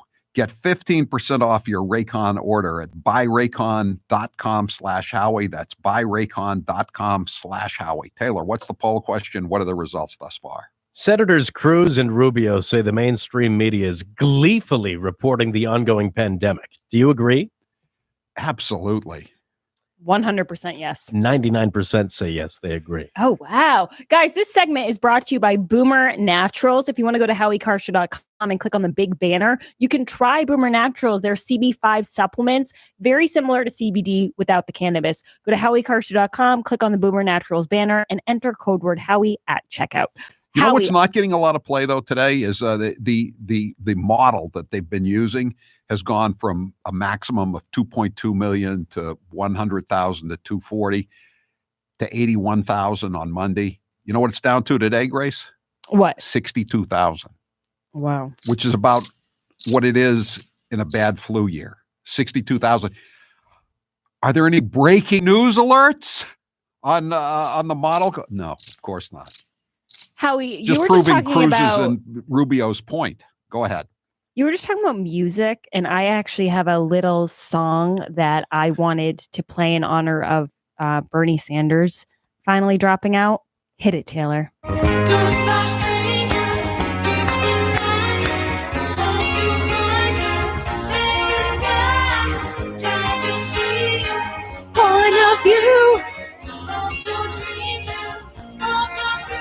I think Taylor had a better one with Bye Bye Bernie or Bye Bye Birdie. There's just so many. Bye in sync. I mean, by the way, go wrong. Congratulations to Grace. Her column from the Sunday Boston Herald. I was so excited, Howie, because usually when I get a blue check mark to retweet my column, it's because I specifically asked them to. And I don't even know Mr. Speaker. I'm not even familiar with Newt Gingrich as far as I don't have any contacts with him. So I think he just stumbled upon it and retweeted it. And it already has 8,000 likes. He is officially my new hero. Speaking of that, Howie, I think that along with doing the dumbest question, we could also do maybe weekly the hero of the week and play a little Mariah Carey, the hero song, because there's always a hero who emerges out of these press conferences who's then tweeted about hashtag we love John Carl. How does Mariah Carey's version go? I'm not, there's a lot No of need. people. We'll do it. We'll do it in a Streisand's. break. During a break, she can give it to us, Taylor. Yes, Okay. we don't need to. People are in distress right now, Taylor. They don't need anything added on to that. So I teased this story, Howie, before the break. People are reportedly panic buying baby chickens. Baby chickens. Yes. McKay Have down you here. seen the- He Go works at Publix in Lake Worth, and he said his guess was ketchup, because he says ketchup, they can't keep it on the shelves in Lake Worth. Really? Yeah. That's so weird. Everyone's trying to spice up their bland freezer food, but Ugh, I can understand ketchup. buying the chickens. Have you seen the price of eggs? Yeah, I have seen. Yeah, I did see that. The price of eggs has tripled in the I last. paid over $6 for a dozen eggs the other day. What, and these I almost I- fell on the floor, but I didn't want to break the eggs. These even were. I assume these weren't organic. No, eggs. they Have were. always been. They were organic eggs. Well, So at they that were all. point, They've always If been. you're more than $5, you might but as well go we organic. weren't paying that much. That's a lot. Taylor with the organic eggs. Look at you. Last fall, I was buying. Last fall I was buying them at Market Basket. If the mailroom manager wasn't looking, I was buying the non-organics for, I don't know, like 90 cents maybe. Wow, 90 cents? Yeah.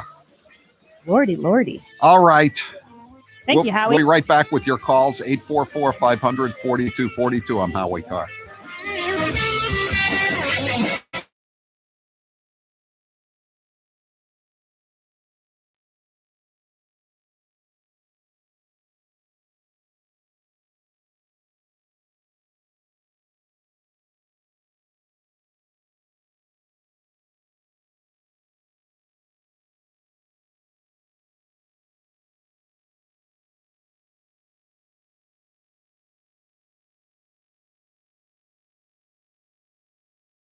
$500 value.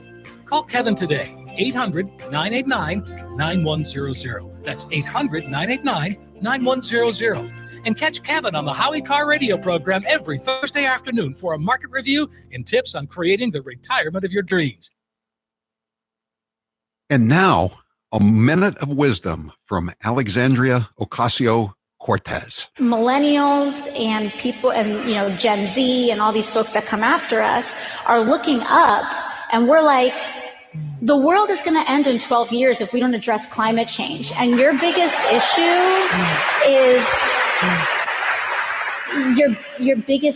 is how are we going to pay for it? And this is the war. This is our World War II. I think that there's a lot of people more concerned about being precisely, factually, and semantically correct than about being morally right.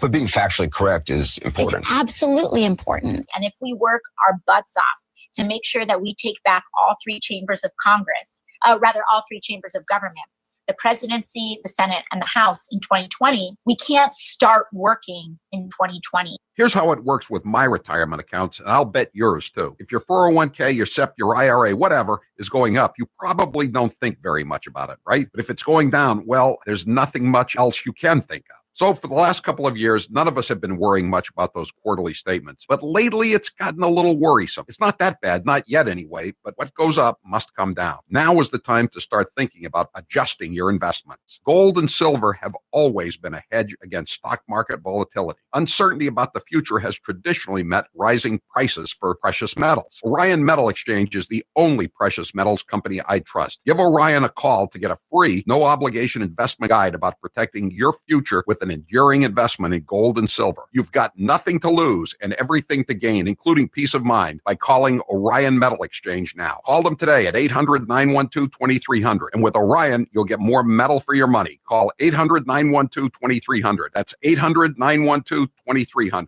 And now, another minute of Madam Speaker, Nancy Pelosi. But again,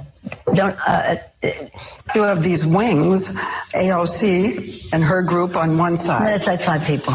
They would say, play games, and then they'd say, open sesame, except we don't say sesame, we say open Biden. But no, I because we are not. We have the number is growing. We have 91 women. There are 15 women in Congress, 116. 15 are Republican, 91 are Democrats. I happen to be a manifestation of the women power that is coming forth now, but only one manifestation. It was like getting kicked in the back by a mule constantly. It was physical. It was so unbelievable. The Times found Lincoln. Not to be presumptuous to put ourselves in those categories, but the Times have found us. And now, an interview with the Emperor of Hate, Howie Carr. So now you've broken your elbow. Have you ever broken any other bones? When I was 8 years old, I broke my leg. I was playing touch football in Portland, and a big kid, a 15-year-old, tackled me. When I was in my 30s, I was going down the stairs, and one of the kids' toys was on the stairs, and I tripped on it and broke my foot.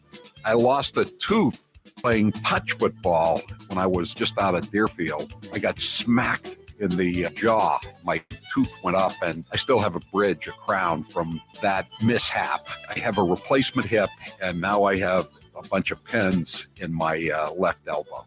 When do you plan to retire? I don't plan on retiring.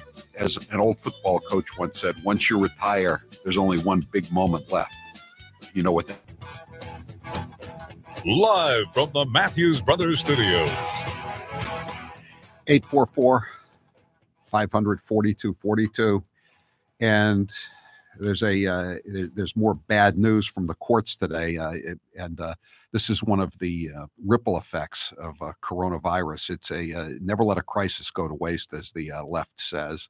And all these George Soros backed and George Soros type groups are trying to get prisoners out under the guise of they're in danger in the prisons and the jails of the United States of America. So they have to be set free. And this is at the same time that law-abiding citizens who try to ride a wave in California, or try to walk around without a mask somewhere, or try to get a drink after hours, after curfew, they're being locked up.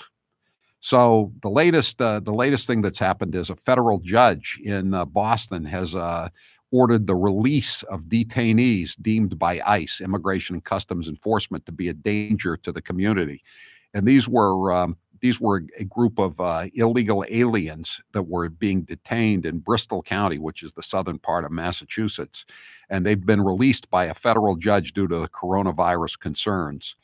And it's just ridiculous. So we have on the line with us now the sheriff of Bristol County, Tom Hodgson, who is a supporter of President Trump's. He's a Republican, and he's had. Have you had to release these illegal aliens yet, Sheriff Hodgson? Well, yeah, Howie, we actually have, and unfortunately, yesterday, according to the court order, we released one of the three that the U.S. Attorney's Office had, pleaded with the judge not to release, and he overruled them. One of the individuals that we released is somebody who is convicted of robbery, rape, assault resulting in serious bodily harm, and possession of stolen items in the UK. And he's been released. And where does he go? Where does that guy go? Does he? Well, he was picked up by his family. We transfer them up to be processed out of the ICE facility in Burlington and Burlington, Mass. Yeah. And so at that point, his family, I'm told his family member came, picked him up, and off he's gone. Now, of course, the U.S. attorney went back in and tried to convince the judge not to do it. The judge said, okay, in this one case, I will reverse my order. Unfortunately, it's too late. The guy's gone. And the other thing is, typical, isn't it? We're up to 18 now. As of today, we now have 18 that the judge has ordered released. And, keep in mind, Howie, not all these people have anywhere to go with family. They don't have any support. They could be, out in the community if they're involved with gangs or involved with drugs. They're going to get back involved with it again.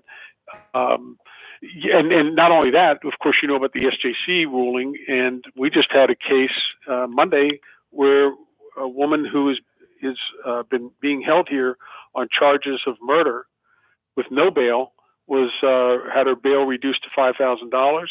She had someone come here and pay her $5,000, and she's out in the community somewhere. Is this an illegal alien, or is this an American citizen? No, this is actually a citizen. This is someone that was in our facility here for waiting trial on murder, and has been released. So I'm just looking at the Herald story here, and from my newspaper, the Boston Herald. Among the detainees released Tuesday from your facility, Sheriff Hodgson, include a Haitian national who's been arraigned in Massachusetts 48 times on various offenses, and a Sierra Leone citizen with 13 convictions, including 4 for violating an abuse prevention order against women. You think he's going to observe? You think he's going to observe the new guidelines about social distancing, considering he's known to be abusing women? Well, exactly, Howie. And we just had another one. One of the others, I think, that was just ordered released today, is somebody that committed a rape on an elderly person. This is the most outrageous injustice to the people of this county, the state, and the country. To be,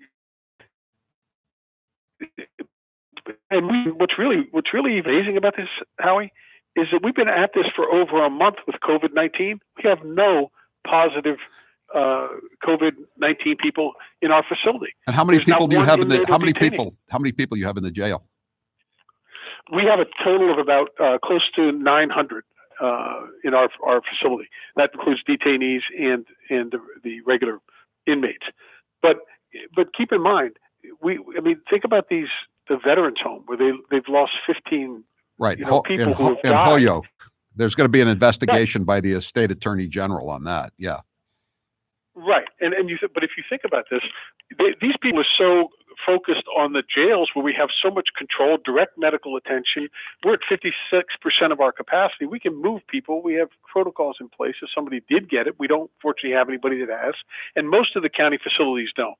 So if we don't have it, and this is supposed to be the big petri dish, it makes you sort of realize that, wait a minute, this isn't really about that, because you don't have enough to show that anything's really happened here.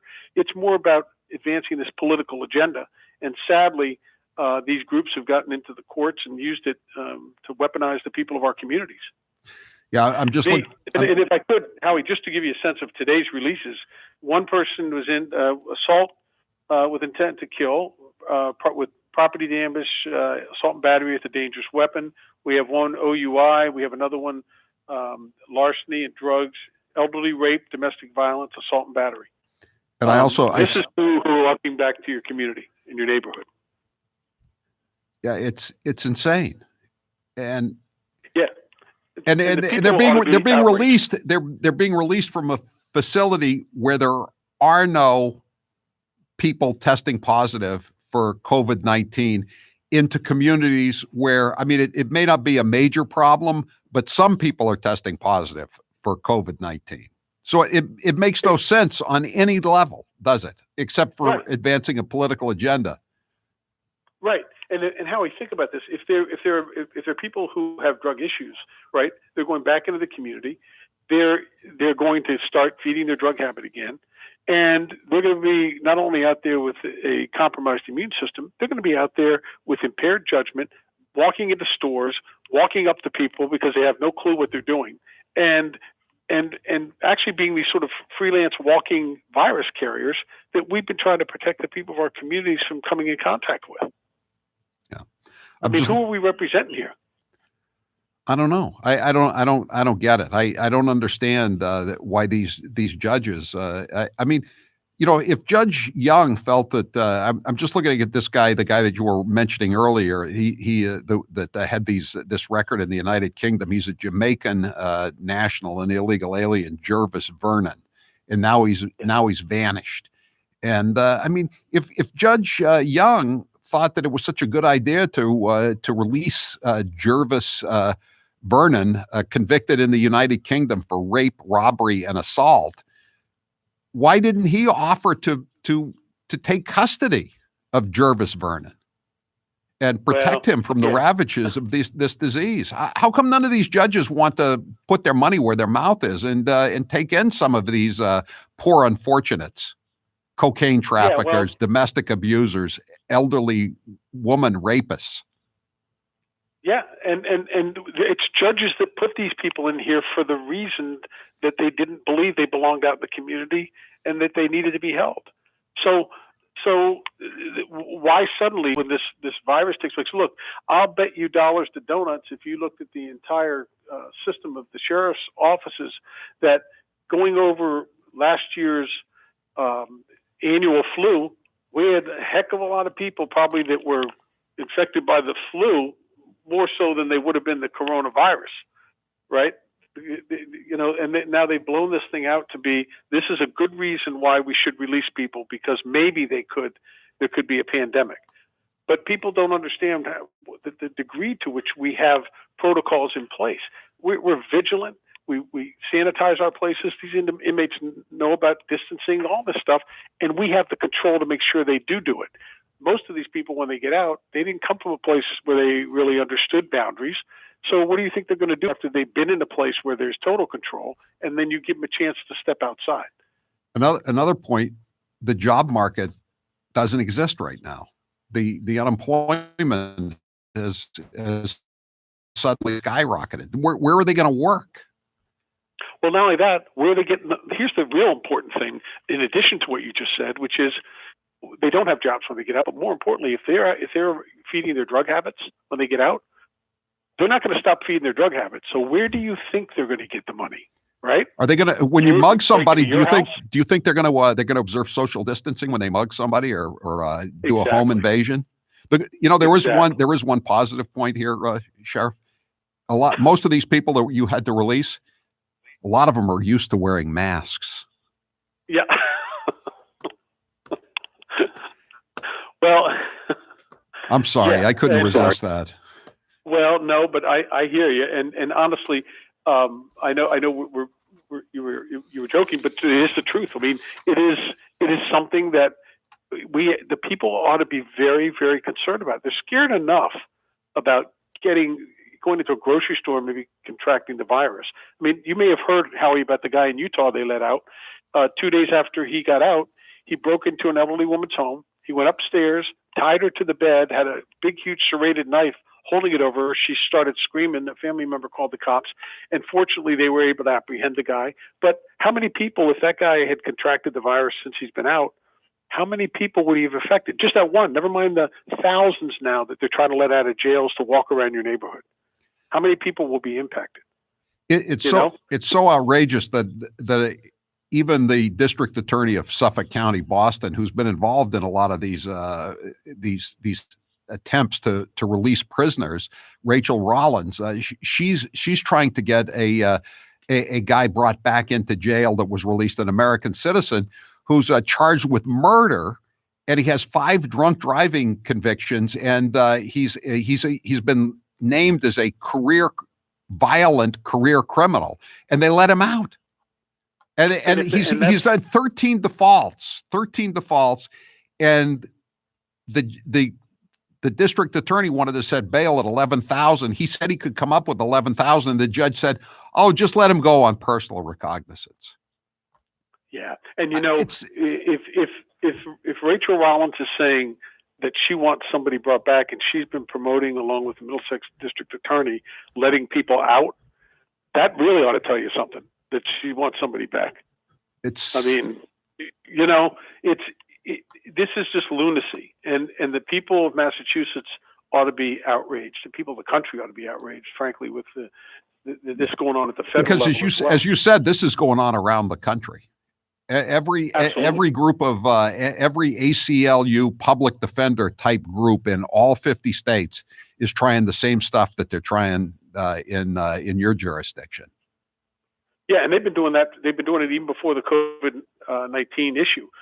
We've had protests up here. We had them up here 2 weeks ago, driving up and down about 30 or 40 cars for about, close to 45 minutes or an hour, just riding up and down the street in front of our jail, beeping their horns with their signs. At the time, they were all supposed to be, social distancing, and they got 2 and 3 in a car, right? And so they want us to release all the ICE detainees.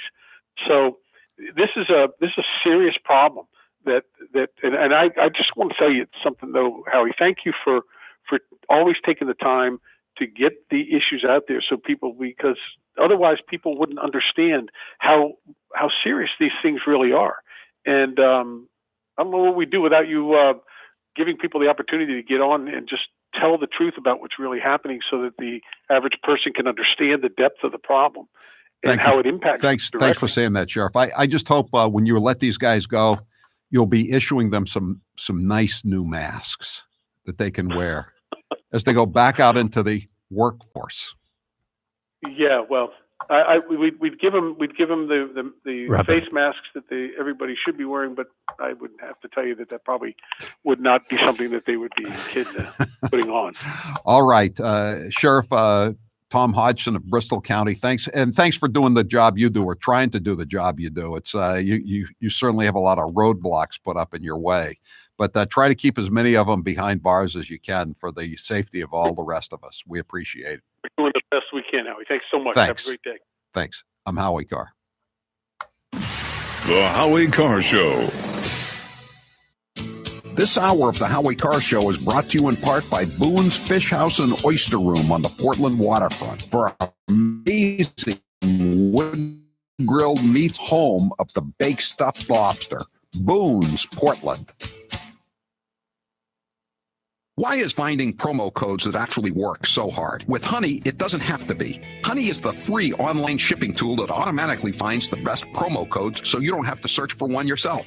No more Googling promo codes and only finding expired ones. No more digging in the dark corners of the internet, desperately looking for a discount. Just download Honey to your computer and head to one of your favorite shopping sites like Walmart, Home Depot, eBay, Target, etc. When you check out, click the little Apply Coupons button that pops up. Wait a few seconds for Honey to scan its database of all the working coupons on the web. Then watch your price drop. Honey has over 100,000 five-star reviews.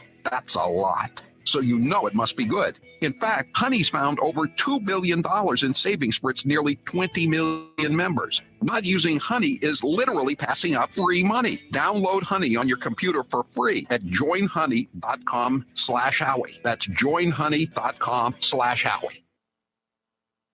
Joe Biden might be running for president in 2020, so we should play some of his greatest hits. Barack and I finally reduced the disparity in sentencing, which we've been fighting to eliminate, in crack cocaine versus powder cocaine. Correct. It was a big mistake when it was made. We thought we were told by the experts that crack, you never go back. You cannot go to a 7-Eleven or a Dunkin' Donuts unless you have a slight Indian accent. If you want to protect yourself, get a double-barrel shotgun. If there's ever a problem, just walk out on the balcony, put that double-barrel shotgun, and fire 2 blasts. They're going to put you all back in chains. Give me a break. That's a bunch of malarkey. The 3-letter word, jobs. J-O-B-S, jobs. One man stands ready to deliver change we desperately need. A man I'm proud to call my friend. A man who will be the next president of the United States, Barack America. If you're in or near the financial red zone, that's 2 to 5 years from retirement. Do you know how your nest egg would fare if the market had a major correction? Does your plan have too much risk? Are you being too conservative? It's time to stress test your retirement plan. Call Kevin Frisbee at Frisbee & Associates and ask for your retirement plan stress test. It's a $500 value and it's yours at no cost. 800-989-9100. Find out where your plan is today. Maybe it's time to lock in those gains, reduce your risk, and make sure your portfolio has the diversification needed to weather the inevitable bear market. Kevin can help take the worry out of living in retirement. Call now for your no-cost or obligation retirement stress test, a $500 value. Call Kevin today, 800-989-9100. That's 800-989-9100. And catch Kevin on the Howie Carr radio program every Thursday afternoon for a market review and tips on creating the retirement of your dreams. And now, some of my favorite fake Indian cuts of all time. I'm not going to ask you for your favorite curse word. Actually, I am. Do you have a favorite curse word? Poop. Poop? Oh, that's a goody two-shoes favorite curse word if I ever heard one. Are you kidding? Have you ever seen a woman like me look you straight in the face after you finished some long explanation of something and then just said, poop. Hold on a sec. I'm going to get me a beer. I am not sure what she's talking about as far as a rally with. It was a rally in Bern, Oregon, is that you have to figure out who you are. I grew up in a family that was barely hanging on to the ragged edge of the middle class. And my Aunt Bee has walked by that picture at least 1,000 times, remarked that her father, my papa, had high cheekbones like all of the Indians did.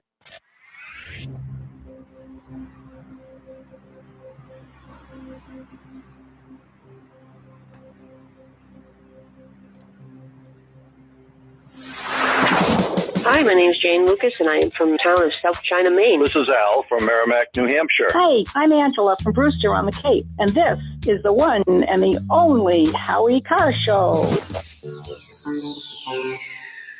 844-500-4242.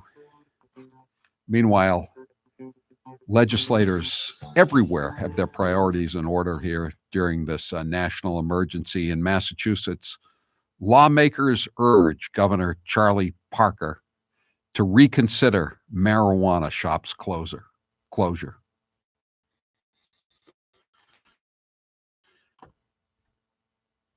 They don't care about the gun ranges. They don't care about the golf courses. Open up the weed emporiums. First things first.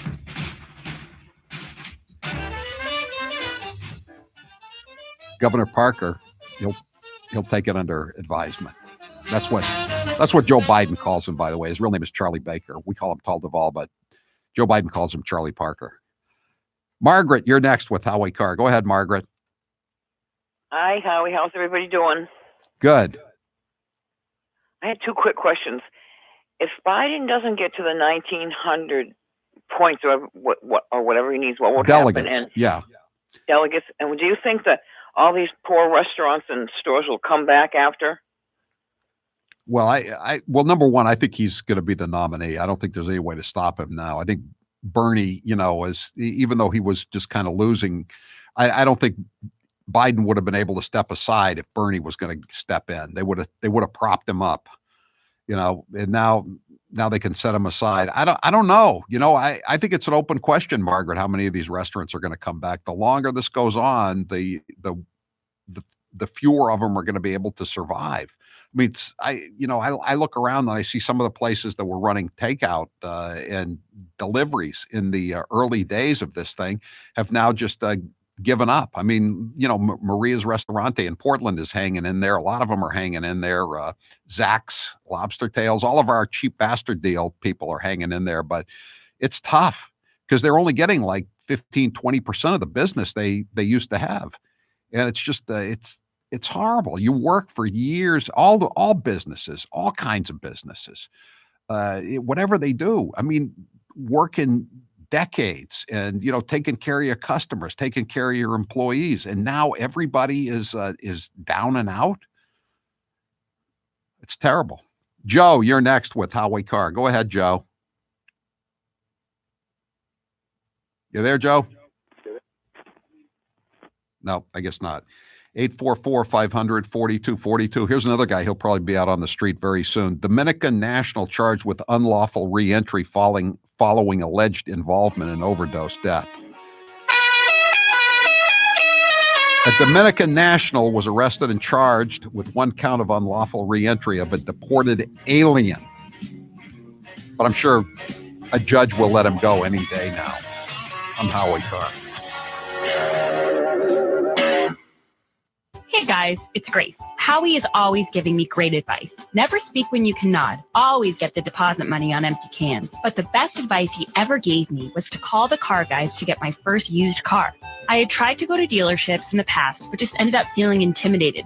But Bill Papa George from the car guys was the perfect solution. He got me the greatest car at the greatest price. Call the car guys today at 800-300-4600. I promise you won't be disappointed. That's 800-300-4600. Tell them Grace sent you. I'm with Dr. Mary Clifton from Boomer Naturals. Dr. Mary, what is the main difference between CB5 and CBD? CB5 actually stimulates all the same receptors in the body that the CBD does, but it doesn't have any CBD in it. In this crazy time that we're in, it is so important to bolster your immune system. Go to HowieCarrshow.com and click on the Boomer Naturals banner to get a very special deal that's only running now. Use code word Howie on the Boomer Naturals website. And now, 1 minute of Nancy Pelosi. It is a bill that is much needed for our farmers and ranchers. I think there are only 47 votes against it in the House of Representatives. The American people should know the source of it. Again, we are engaged in the year-end continuing resolution, Homeland Security. I'm not sure. No, I haven't spoken to him since he called the other day, which was a very amicable conversation. Amiable, I guess you would say, not amicable. And I talked to Chuck last night to say, we haven't had an answer. There are other things that are going on that are newsworthy, and I think you'd have more viewers or readers if people address concerns that people have. The list goes on about the And now, 1 minute of Nancy Pelosi. It is a bill that is much needed for our farmers and ranchers. I think there are only 47 votes against it in the House of Representatives. The American people should know the source. And votes against it in the House of Representatives. The American people should know the source of it. We are engaged in the year-end continuing resolution, Homeland Security. I'm not sure. No, I haven't spoken to him since he called the other day, which was a very amicable conversation. Amiable, I guess you would say, not amicable. And I talked to Chuck last night to say, we haven't had an answer. There are other things that are going on that are newsworthy, and I think you'd have more viewers or readers if people address concerns that people have. The list goes on about the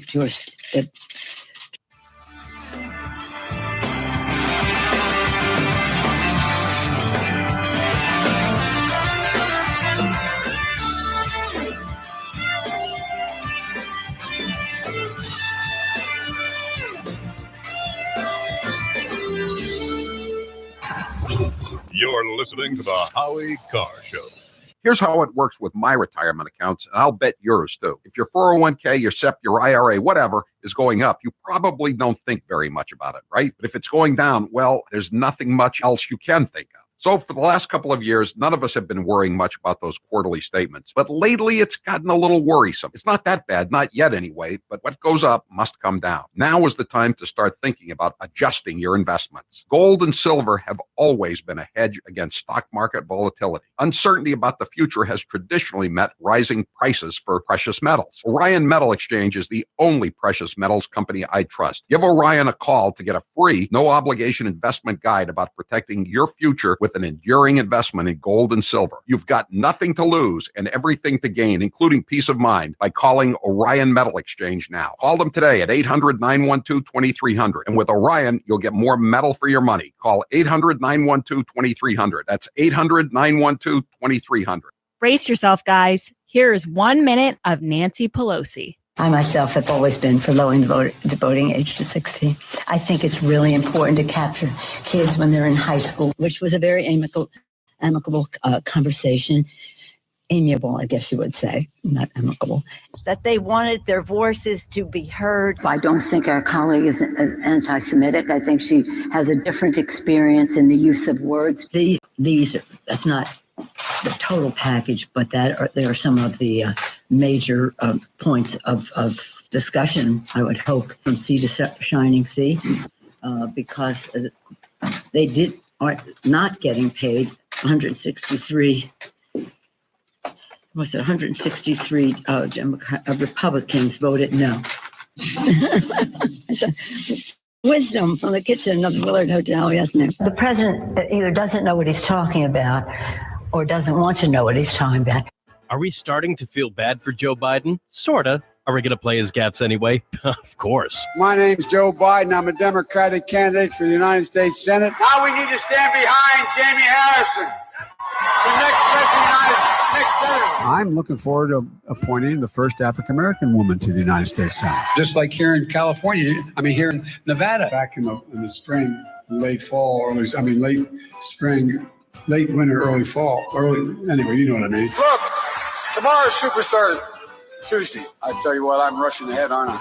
We hold these truths to be self-evident. All men and women created by you know the thing. It says you cannot have 20, 30, 40, 50 clips in a weapon. We'll see who's sleepy. Mr. Vice President, thank you. All right, Chuck. Thank you very much.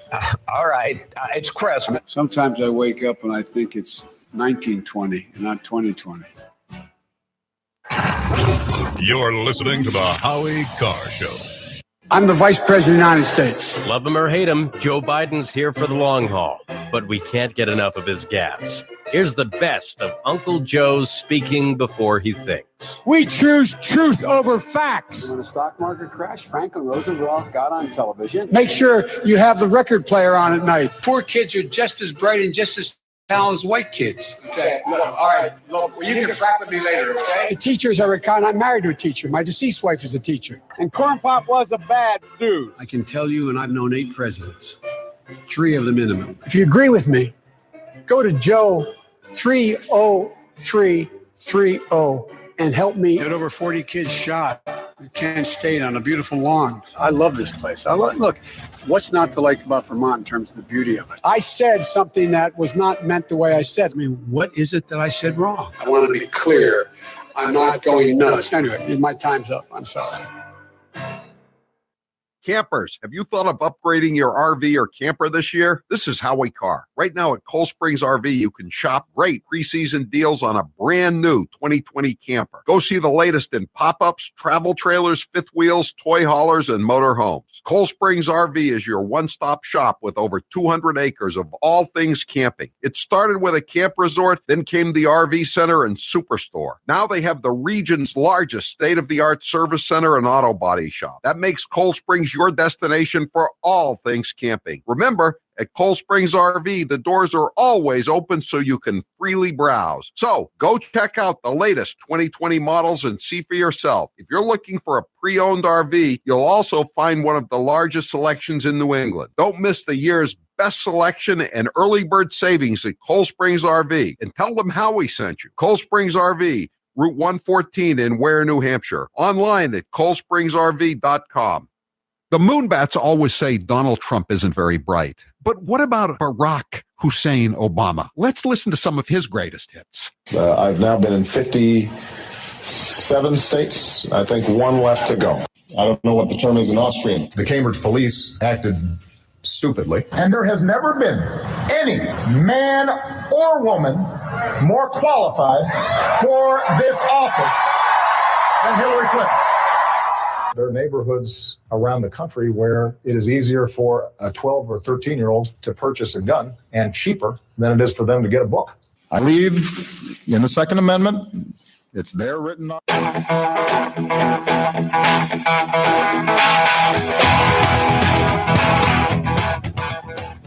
Better strap yourself in. It's time for the Howie Carr Show. I wish I could give you better news, but I think you know the truth. The path toward victory is virtually impossible. That's the best news I've ever heard. I have concluded that this battle for the Democratic nomination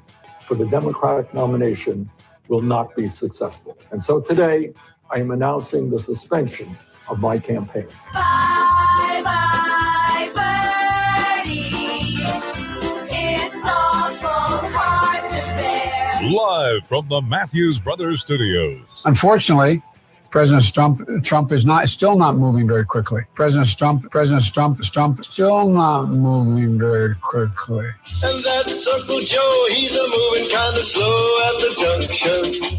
I called the make work checklist, and I know I'm locked in a basement. Now I'm in this darkest closet trying to figure out. Who's your captain? Howie Carr. He's not getting out of the way and let the scientists make the judgments. Dr. Birx and I spent a considerable amount of time going over all the data to extend this mitigation process, and the president accepted it. Unchained and unstoppable. Checking on oil again. Oil? Yeah. Where is it today? Well, I was wondering if you... No, where's the price? Give me the price. I'm not sure, to be honest. How can you ask a question when you don't know the price? You're so dumb. You are really dumb. For real. I'll look it up for you. Okay, let me do somebody else. Yes. Good. On we go. He accuses you of hastening the demise of the Postal Service. I'm the reason the Postal Service has lost billions of dollars every year for many, many years. I'm the demise. This is the new one. I'm now the demise of the Postal Service. Everybody's always blaming me for everything. Rump swabs, hacks, and moonbats beware. It's Howie Carr. There's a lot of sadness today around 1 o'clock, 2 o'clock Eastern time, when the Bernie bros woke up in their parents' basement and mom handed them their peanut butter and jelly sandwich and said, "Your man's out of the race." And the only question is, how much did Bernie get out of this campaign? I think I heard somewhere that they raised $160 million. Now, I guess a lot of that went to staff salaries and renting offices and pollsters and all that kind of stuff. But think all the media buys. And again, 15% of the media buys goes to those who buy the media. And in the last campaign, he had his wife set up to buy the media. And someone, how much is he going to get for his next book deal? I think the book deals are small change compared to the media buys. That's where the money really is. That's where all of Bloomberg's bucks went. It's nice that he bought all the spots on all cable and the local Super Tuesday states, TV stations, but the real money goes to the guys who are making the buys, 15% right off the top. 6 in 10 Americans now say the economy is in poor shape, up 30 points since last month, according to a new CNN poll. And as Stephen Miller retweeted this and said, "Gosh, Jim, what's happened in the last month?" I wonder what. Jim Acosta doesn't know. He's preparing his makeup for he's going to have his next close-up with the president coming up very shortly. 844-500-4242. Now it's time for the Chump Line.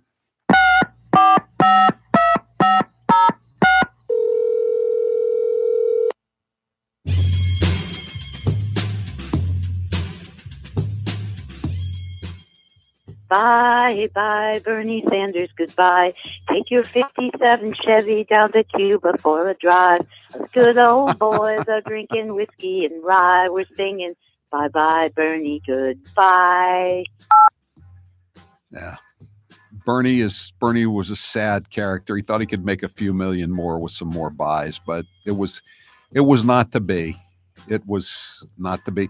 Do we have that sound? Wasn't there some Bernie babe who was talking about how she didn't want to be forced to vote for Biden? Do we have that sound? Democrats, please don't make me vote for Joe Biden. Please don't make me vote for Joe Biden. Please don't make me vote for Joe Biden. I don't want to vote for Joe Biden. Nor do I. Mindy? Love it. Unfortunately, I now believe that Joe Biden is suffering from dementia, claiming I like peanut butter and jelly sandwiches. The closest thing that would deign to touch my lips would be fresh caviar from the Chanticleer. So let's not get silly here. That's a great one. Remember when he was running for president in 2004 and he picked John Edwards as his running mate, and this was the wedding anniversary for John Edwards and his wife that he was cheating on. And so they said that when they first got married, the Edwards, they went to Wendy's because that's all they could afford. So they're out on this tour of the hoi polloi areas, and they go to Wendy's, and John Kerry goes in there and just pretends that he likes Wendy's. And then they get back on the bus and they throw out all the Wendy's food and they go around the corner to some French restaurant. That was in a book about the 2004 election. John Kerry, Man of the People. The Chump Line is brought to you by Matthews Brothers, America's oldest window manufacturer, who are still making wicked awesome windows. They have lived through cholera, typhoid, measles twice, Spanish and Asian flus, diphtheria, polio, whooping cough, bird and swine flus, Ebola, Zika, and now COVID-19. We as a nation will defeat this. Stay well, stay safe, and stay positive. Okay, all you women candidates for vice president, line up. Joe would like to smell your hair.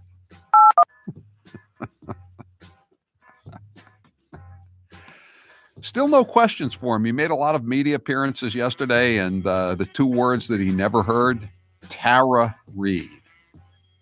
Tara Reid, that's the woman who credibly claims, a lawyer, former staffer on his payroll, credibly claims that he pushed her up against the wall and groped her, grabbed her by the, well, you know what.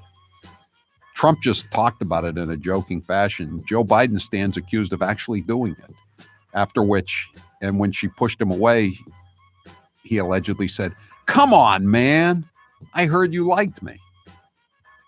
But can't ask him about that. Just ask Alyssa Milano. She'll tell you. In law school, they teach you not to ask a question you don't already know the answer to. Are they not in journal school? Well, it should be taught slightly differently. You don't ask a question unless you know the basics of the question. You know what you're at. You don't know the subject. I mean, that was very sad. That was as sad as asking the Kung Flu question. Someone said Kung Flu. Oh, really? Who said it? I don't know. I just heard it. The Inspector General said that you didn't do this or that. Really, says the president. Who's the Inspector General? I don't know. I don't know.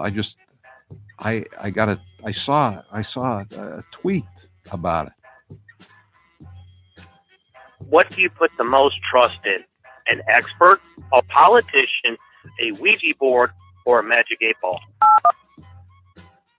Don't forget analysts. And I put most of my trust, though, in advocates for the community. Yeah, so I'd like to report a case of elder abuse. There's a 77-year-old man locked in his basement. Can we have a silver alert?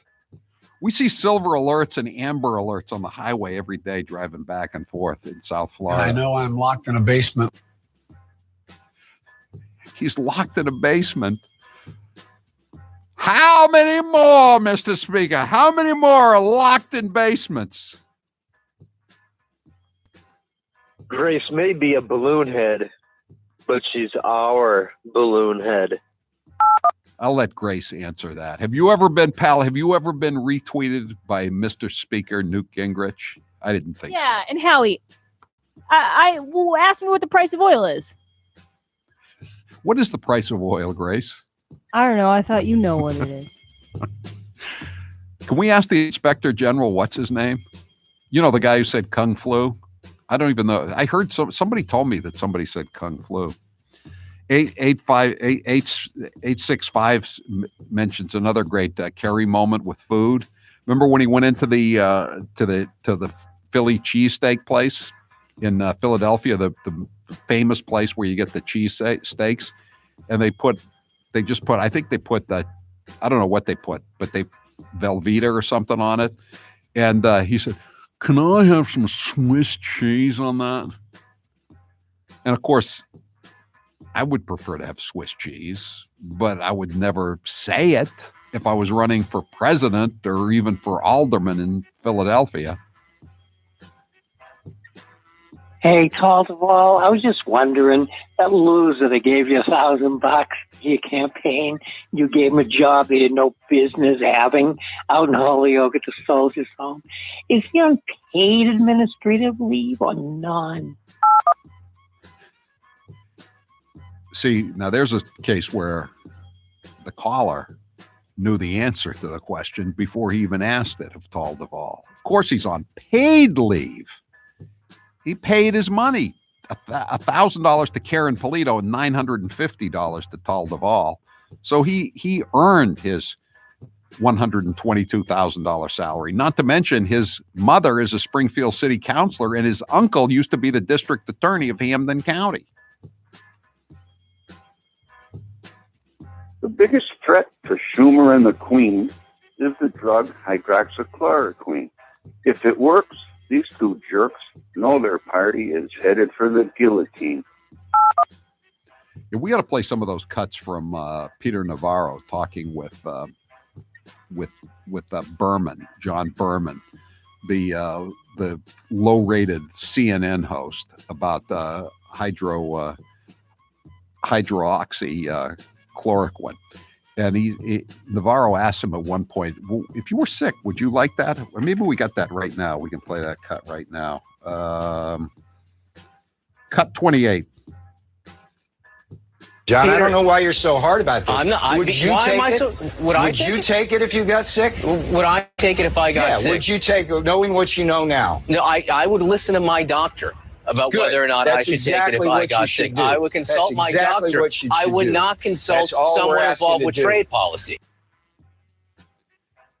Guess what? All the doctors in New York appear to be giving it to their patients. Mr. Berman.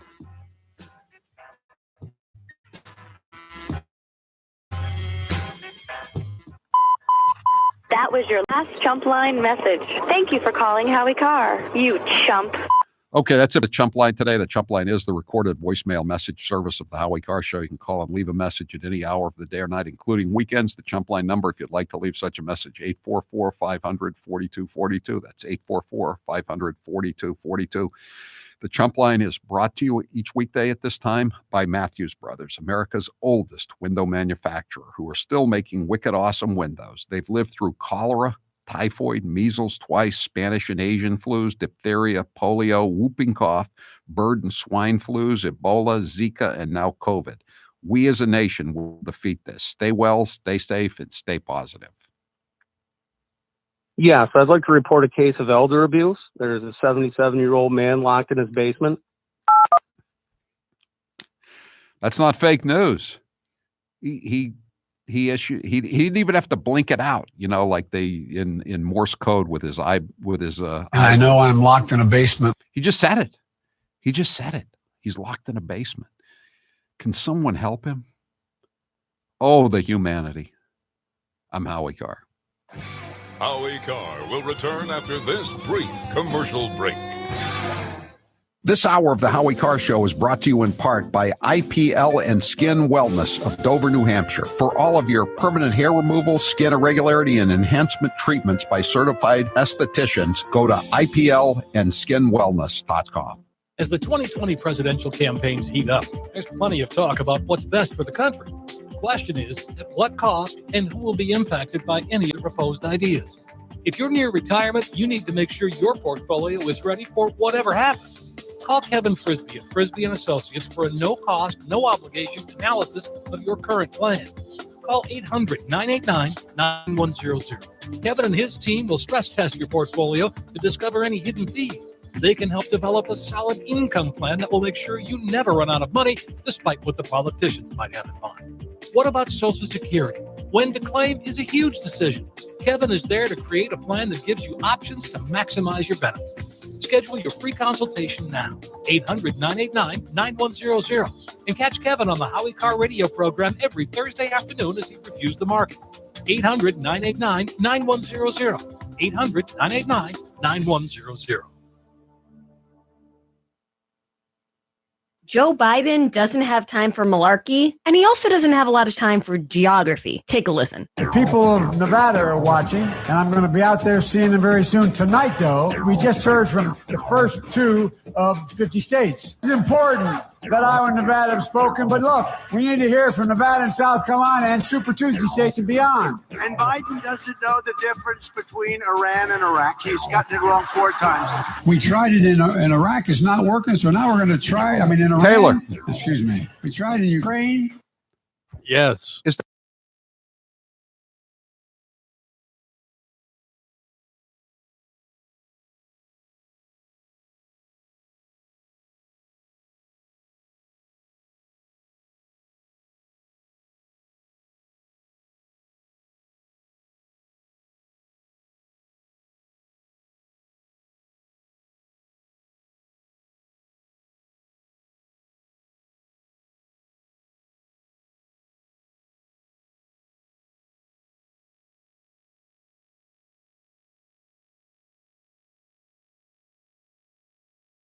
and only finding expired ones. No more digging in the dark corners of the internet, desperately looking for a discount. Just download Honey to your computer and head to one of your favorite shopping sites like Walmart, Home Depot, eBay, Target, etc. When you check out, click the little Apply Coupons button that pops up. Wait a few seconds for Honey to scan its database of all the working coupons on the web. Then watch your price drop. Honey has over 100,000 five-star reviews. That's a lot. So you know it must be good. In fact, Honey's found over $2 billion in savings for its nearly 20 million members. Not using Honey is literally passing up free money. Download Honey on your computer for free at joinhoney.com/Howie. That's joinhoney.com/Howie.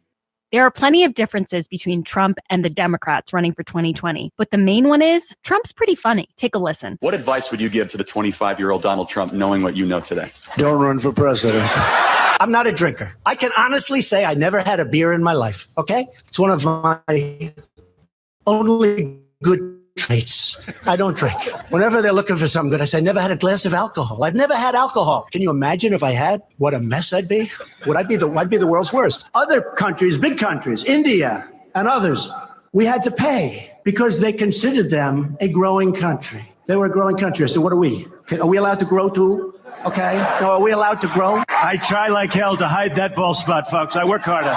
Doesn't look bad. Hey, we're hanging in. I should have saved the Pocahontas thing for another year because I've destroyed her political career and now I won't get a chance to run against her and I would have loved it. I don't want to knock out all of the good stuff and end up with somebody that's actually got talent. That would be terrible.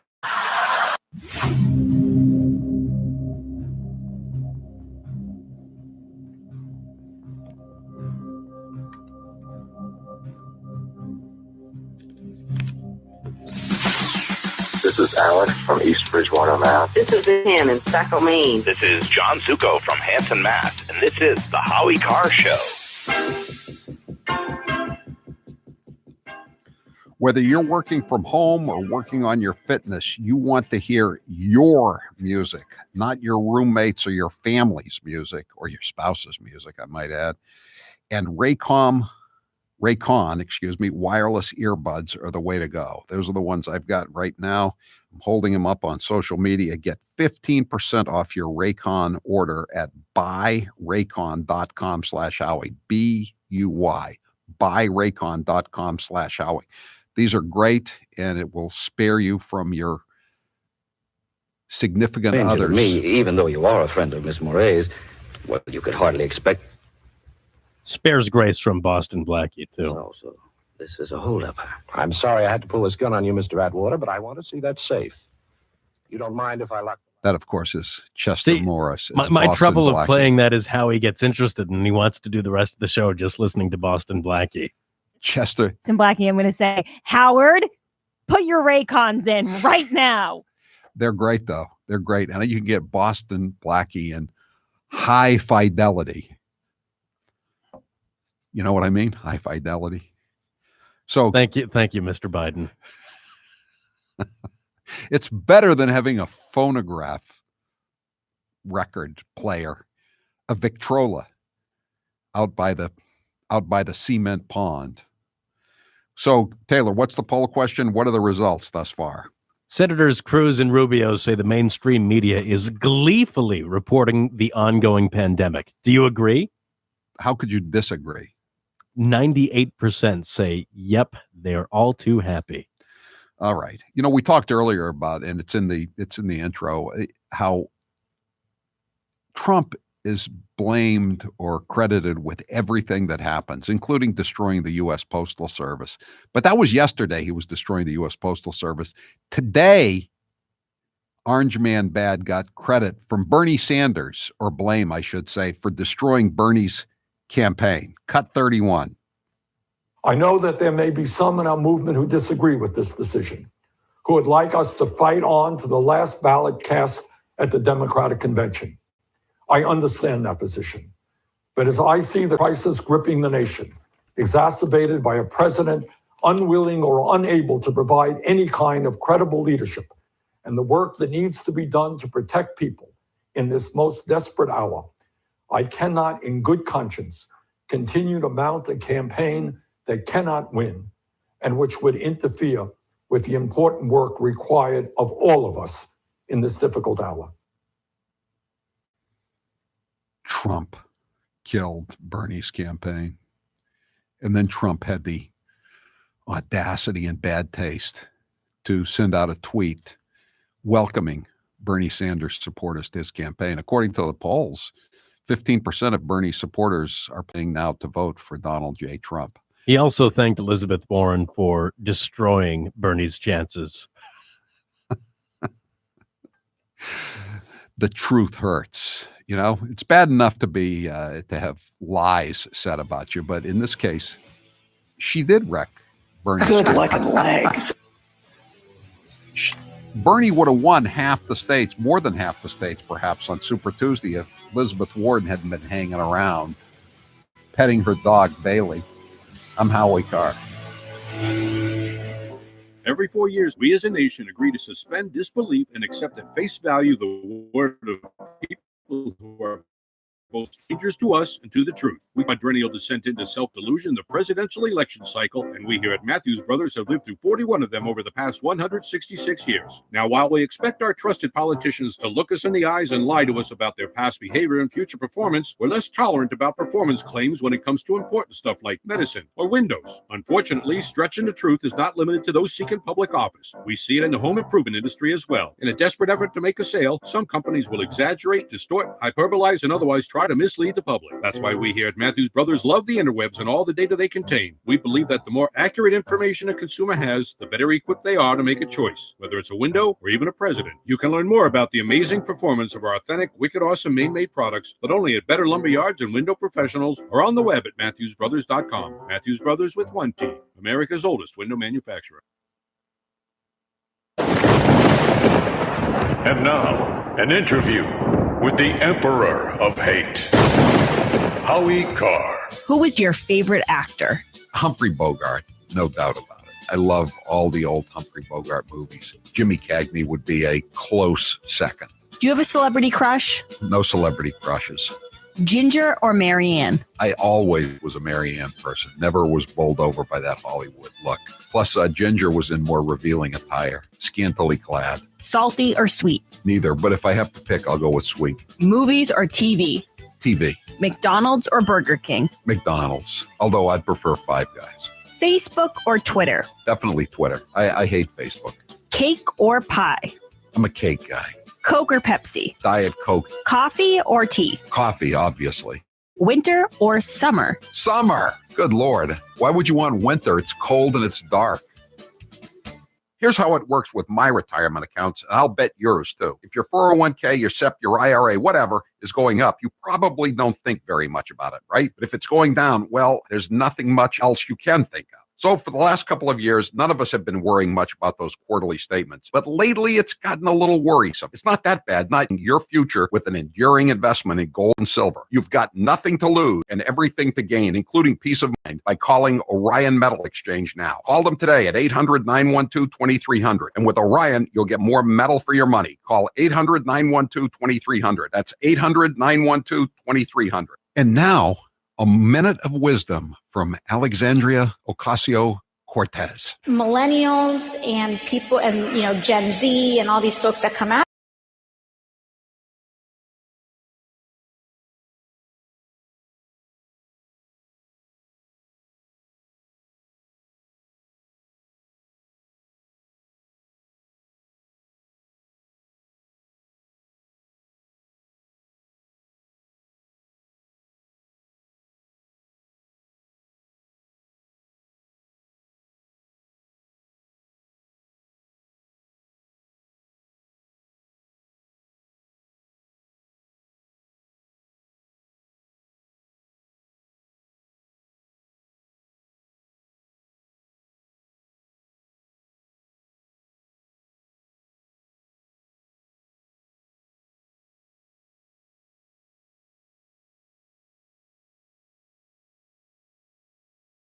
We put together some of our favorite Bloomberg clips, and guess what, Mike? This one's totally free. I think we disproportionately stop whites too much and minorities too little. To be a farmer, it's a process. You dig a hole, you put a seed in, you put dirt on top, add water, up comes the corn. Then we had 300, you could learn that. Donald Trump is the world's biggest schoolyard bully. Big gay ice cream is the best. The Communist Party wants to stay in power in China, and they listen to the public. When the public says, I can't breathe the air, Xi Jinping is not a dictator. He has to satisfy his constituents, or he's not going to survive. He's not a dictator? No, he has a constituency to answer to. I'm ready to get to work, so let's get it on. I would be 79 years old when I took office. To start a 4-year job, maybe an 8-year job at age 7.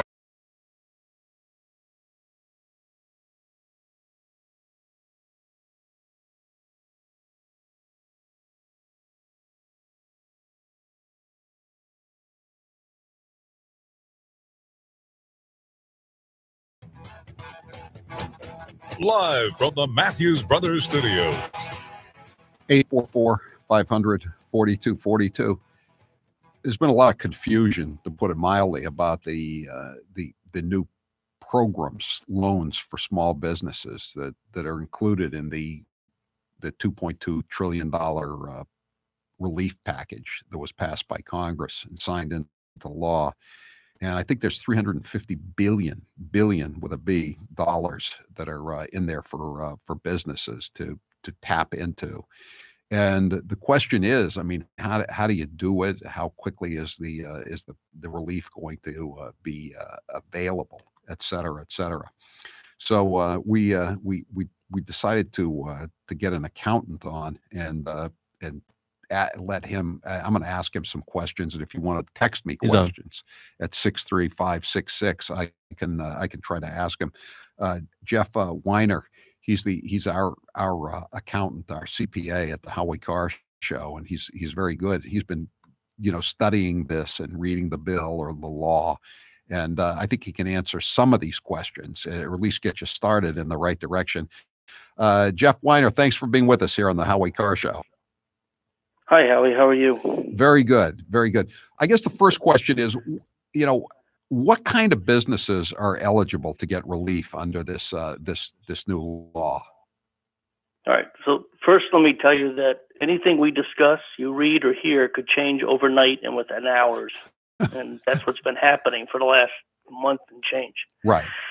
So in general, businesses with 500 or less employees, so small businesses, private, nonprofit organizations, anybody that's operating February 15th, as long as they're not religious, charitable, or gambling. Okay, so they're eligible, and so a lot of people are saying that it's foolish not to. Yeah. So the original program, the EDIL, they're calling it, is not, but the new Paycheck Protection is available for loan forgiveness, but you have to maintain the same number of employees and the same payroll costs from before and after the February 15th. And it's only going to be effective between the date your loan originates and June 30th.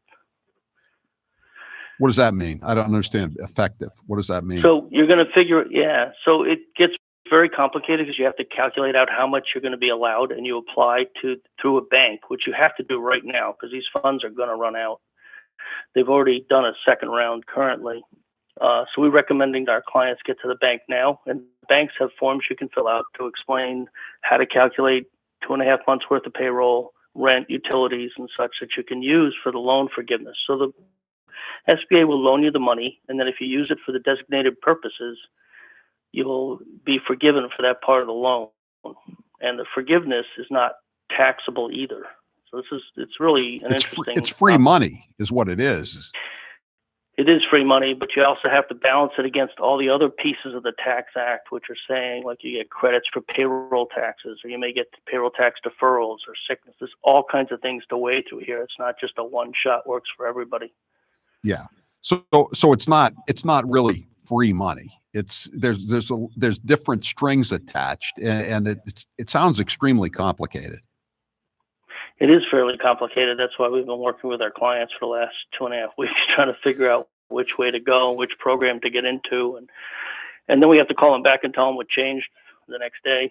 Yeah, we're speaking to Jeff Weiner. He's a very good accountant, and he's he's up on this issue, and I hope I'm not just confusing more people than are already confused about this thing. So and now some of these banks, people do business with a bank that is not involved in this program, right? So what do you do in that case if you're running your business through a bank that is not connected to the Small Business Administration? So we've run into that a few times, Howie. Usually, the banks are first dealing with their own clients. So the ones that are handling the loan programs are working with them first and pushing everybody else off unless they run out of money, which I guess Wells Fargo has already maxed out their allotment. Really? So then you need to find another. Yes. So then you need to find another bank to work with. Yeah, they took in $10 billion or something loan applications. $10 billion. Wow. So then you go to your CPA or someone else and try to get them to get you into another bank that is accepting it if your bank is not. Wow. So when you get into another bank, that would mean you'd have to transfer all of your accounts over to the other bank, correct? Yeah, most of the banks that are willing to work with you that you haven't been with before are going to expect you to bring your loan and your banking relations to them. Wow. So there's another huge headache, and I guess it's a gamble at this point whether or not you could still get the loan, given how fast the money is flying out of the banks. So if you have laid somebody off, are you still eligible? You could still be eligible. Depends on if you hire them back, which is what the program's about, or you replace them with somebody else. Otherwise, you'd end up with a reduced amount of loan forgiveness. Okay, here's I'm getting some questions in on the text line. Looks like seasonal businesses are not covered. Is that correct? No, they are definitely covered. What they'll do is take a look at the past year, and the banks are handling it differently. So every time we get a new client with a new bank, we have to watch how they're handling it. So they may take your 2019 and average the whole year and divide that by 12 to come up with your monthly payroll. Okay, here's another one. My wife is a self-employed hairdresser. Are her rent, business expenses, and earnings covered? If yes, yeah, under which she'll have to. Go ahead. Yeah, so first you could apply under the EIDL program, which has a $10,000 grant, but you can't mix the two programs together. But you can also apply under the Paycheck Protection Program, and she would use her self-employed earnings as the calculating factor. That program, though, doesn't open up till today's Wednesday, Thursday or Friday. That program, the independent contractors and self-employed were a week delayed. Boy, Jeff, this sounds like so much red tape. It's unbelievable, Howie. We spent hours upon hours in seminars and reading this material, and there's still a lot of questions that haven't been answered and things changing. So let's say you didn't use this loan forgiveness. You said, I'm just going to take the money and use it for my operation. The original loan rate was 4%. Then it went to 0.5%. Now it's at 1%. I don't know how you plan with all this. Okay, so I want to get into this morass of red tape. How soon until I get the money as a small businessman? We don't know yet. The original projection for the original EIDL program, which was the first program that came out, the economic disaster, the application was supposed to take an hour or 2 hours. They got that down to 15 minutes, but no one's seen the money yet, the $10,000 grant or the loan amount, which you don't know what loan amount you applied for because the SBA makes up the amount based on your application. Wait a second. That would be great to have to buy a house that way, wouldn't it? That'd be interesting, wouldn't it? Or a car. Here's how much your mortgage is for, Mr. Carr. Yeah. So that one's still a few weeks out. I don't know if anybody's received the $10,000 thing. So what is the most you can get under the program? You say this is for people who have fewer than 500 employees. How much can you? What's the cap here? Supposedly. The cap on the second program, they're calling the triple P. Everything has to have a name, Howie. So the Paycheck Protection is $10 million. The other program, as I said, the ADL, depends on what the SBA decides you are entitled to. 617, ask him if rent utilities are part of your calculations. I believe it's not. Yeah, it is on the second program. The Paycheck Protection Program will allow you to include the rent, utilities, and mortgage interest as long as it was in place February 15th. But it can only account for 25% of the loan forgiveness. The other 75% has to be payroll based. Wow, I can Have see. I thrown too many numbers at you already? My head is spinning, Jeff. I'm beginning to see why the mailroom manager is rather reluctant to dip her toes into this pool of money. So it just seems like it's just nothing but paperwork, endless paperwork here. There's a lot of paperwork, but the economic disaster loan grant for $10,000 is certainly worth applying for, and the Paycheck Protection Program would be worth applying for. We have found clients, it takes them some time to put all the payroll forms together and such, but a lot of the banks have spreadsheets to work with, and it can make it a lot easier. Yeah. And of course, your accountants, your CPAs can help you put some of it together also. Limo company. Yeah, that's what I'm saying. We haven't seen any of the money come out yet. I haven't heard anybody receiving either the $10,000 grant, or they can go for both. Yeah, they can do both programs, the EIDL on their own at the SBA website, Disaster SBA, or they can also do the Paycheck Protection Program, but that's not open to them for another day or two, and that would have to go through their bank. So I was gonna ask you, what's the deadline to apply? Is the deadline when they run out of money? But I mean, there can't be a deadline if some of these programs aren't even open yet, right? The deadline is June 30th, or when they run out of money. We're recommending to our clients to get to their bank yesterday. Do it now. Yeah. Will there be? And then. Will there be more money? I mean, they're already talking about a phase 2, but you know, the Democrats are going to want to take care of illegal aliens and the voter fraud, making voter fraud more easy. You know, those kind of Democrat programs. I mean, do you think there's going to be more money coming down the out of the spigot, the federal spigot? Well, this second round has gone in. I think it's 250 billion or something is being. Is passed and is moving forward. I don't know if there'll be more after that. I mean, there's a lot of money going through. We got a lot of Uber drivers and Lyft drivers listening to the show, or you know, maybe some of them are starting to get sidelined now because there's not much business for them either. I mean, Uber Jason, one of my regular listeners and texters, says, "Are we covered, Uber drivers?" Yeah, they're independent contractors. They should apply also.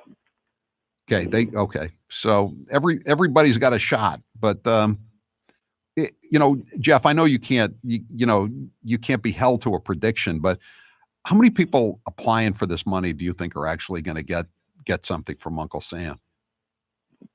Yeah, I have no idea. The banks have to justify some of it. It has to be COVID related, but they've been pretty much letting everything through as far as we know. All the applications are going as long as they have support. As long as you support them with documentation that you're a real business. Yeah, you're a real business. You operated. You have payroll returns, that type of thing. And how much documentation do you really need? Depends on the bank, but most of them are requiring your quarterly payroll reports to the federal government and state, and from there there's a few other documents that some of them are looking for. Wow. It's not a lot once you pull it together, yeah. But it's certainly something that, you know, I mean, if this goes through and you didn't apply, you're probably going to be kicking yourself later on. So you'd advise taking a shot? I do. All right. Jeff Weiner, I appreciate you being with us. I don't know how helpful that was, but I guess just letting people know what the situation is better than not knowing what the situation is, right? Correct. Yeah, they should go to the SBA. I realize we threw a lot of stuff at once, but they should go to the SBA website and look for the disaster recovery, and they should speak with their bank. Okay, so speak with your bank, and they can probably help you out and give you some guidance as to how what your chances are, and how complicated it's going to be, and how soon you'll be able to get some relief. All right, Jeff Weiner, we really appreciate you being with us here. Do you want to give out your phone number or your website, or are you already to the wall? Yeah, we're at 508-875-2552. It's sgllp.com. Thank you, Howie. sgllp.com. And give us the phone number one more time, Jeff. 508-875-2552. All right. Thanks a lot, Jeff. You do a great job for us. I can tell everybody that. Thank you for being with us. That's Jeff Weiner. I'm Howie Carr. If you change the station, the Moonbats. It's happening. I think if you look a little bit more quickly than people thought, maybe a lot more quickly, I hope.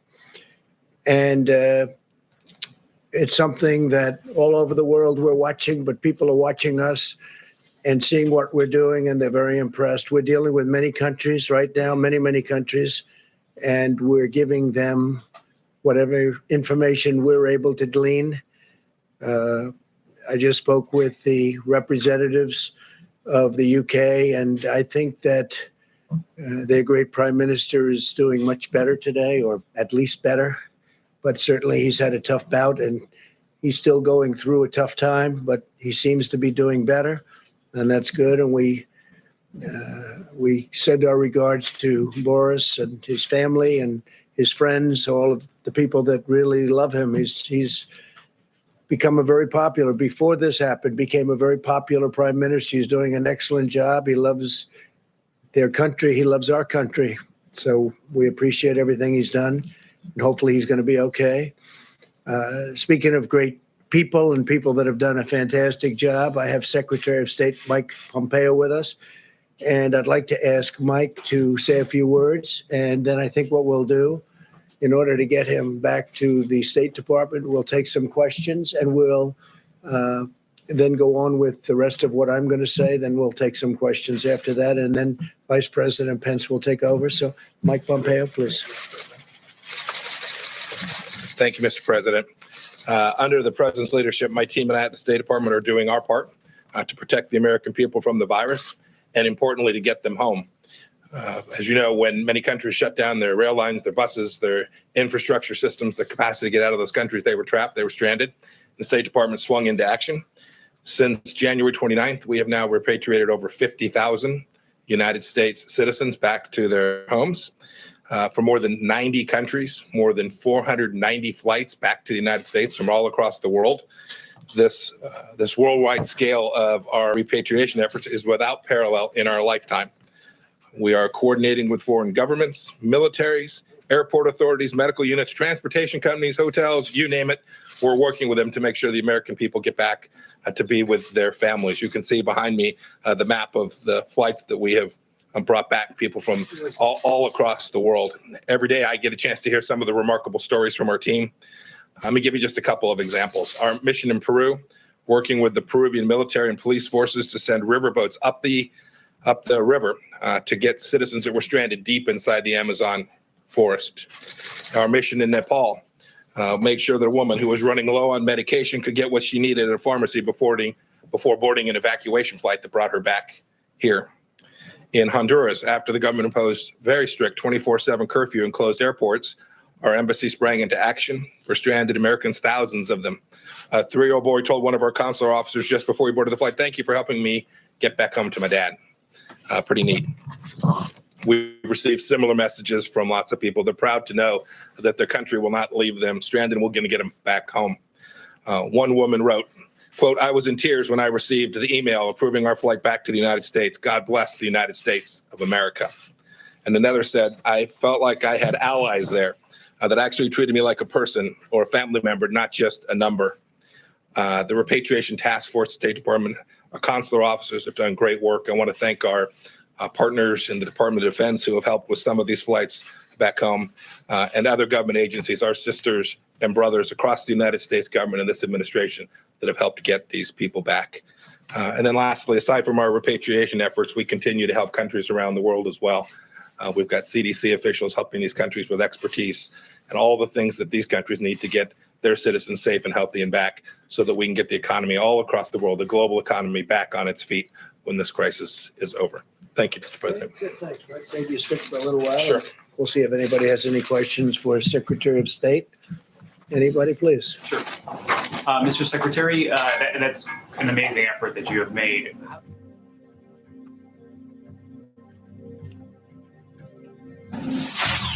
Hi, this is Val from Longmeadow, Mass. Hi, this is Tony and Pietra from Haverhill, Massachusetts. This is Myrnie in Fairfax County, Virginia, and this is the Howie Carr Show.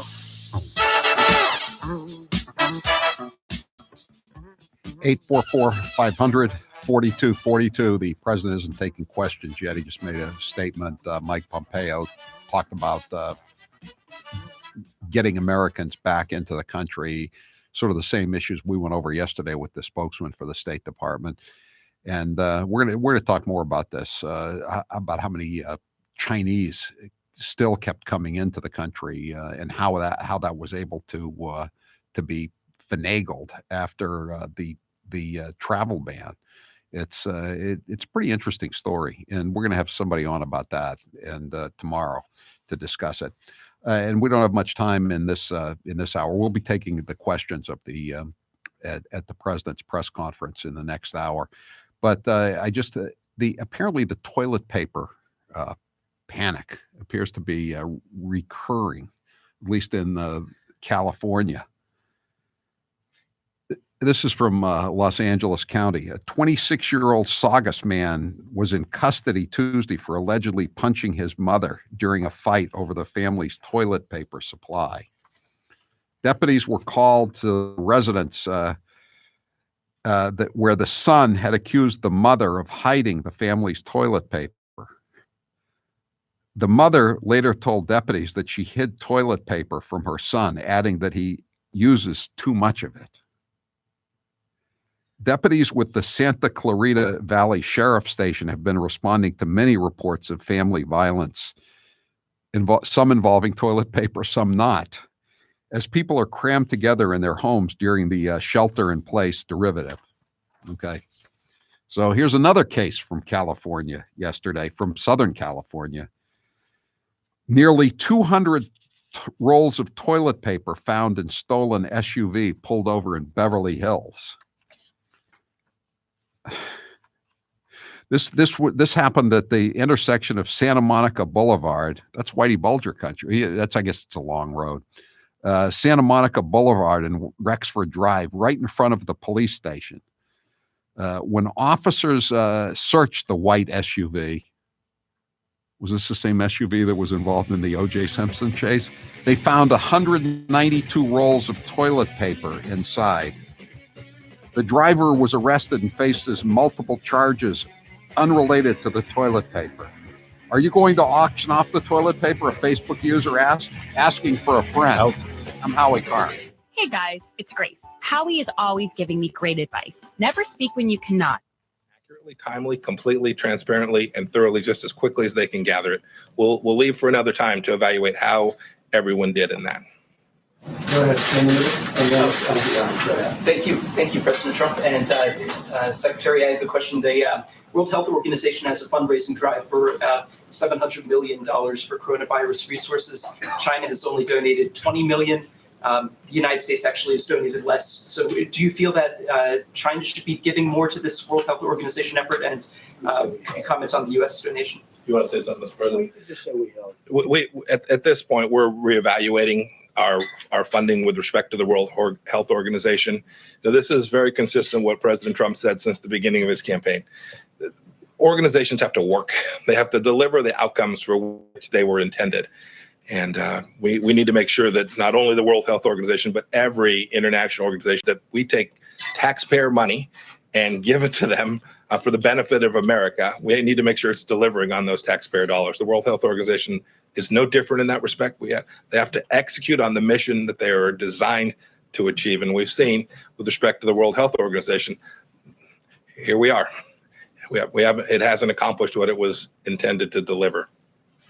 President and Mr. Secretary, you said a handful of staffers have tested positive. Are they going to get the hydroxychloroquine treatment? Is that going to be made available to personnel overseas? I don't know the answer to that.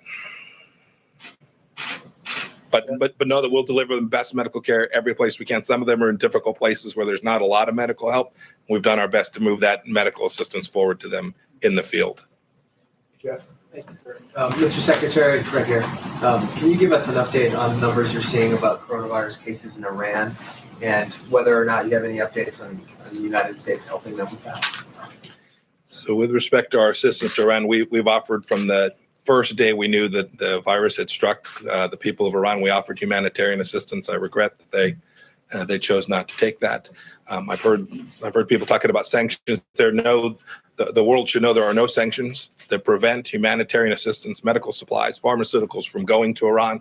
We offered American assistance. We've tried to help other countries get assistance in there as well. Had some ability to do that. I don't have any better data than what you've seen publicly than I could share with you with respect to the extent of the virus inside of Iran. Thank you, Mr. Secretary. Are you allowing exports of medical supplies at this time, or what's the status of that? So you've seen, we're making sure that we have what we need for the American people, whether that's gloves. I'll let the Vice President talk to numbers on that. But at this point, what we are doing in terms of assistance is providing what most of these countries need to learn how to do surveillance themselves, to learn how to conduct tests themselves, to learn the things that can reduce the peak in their countries.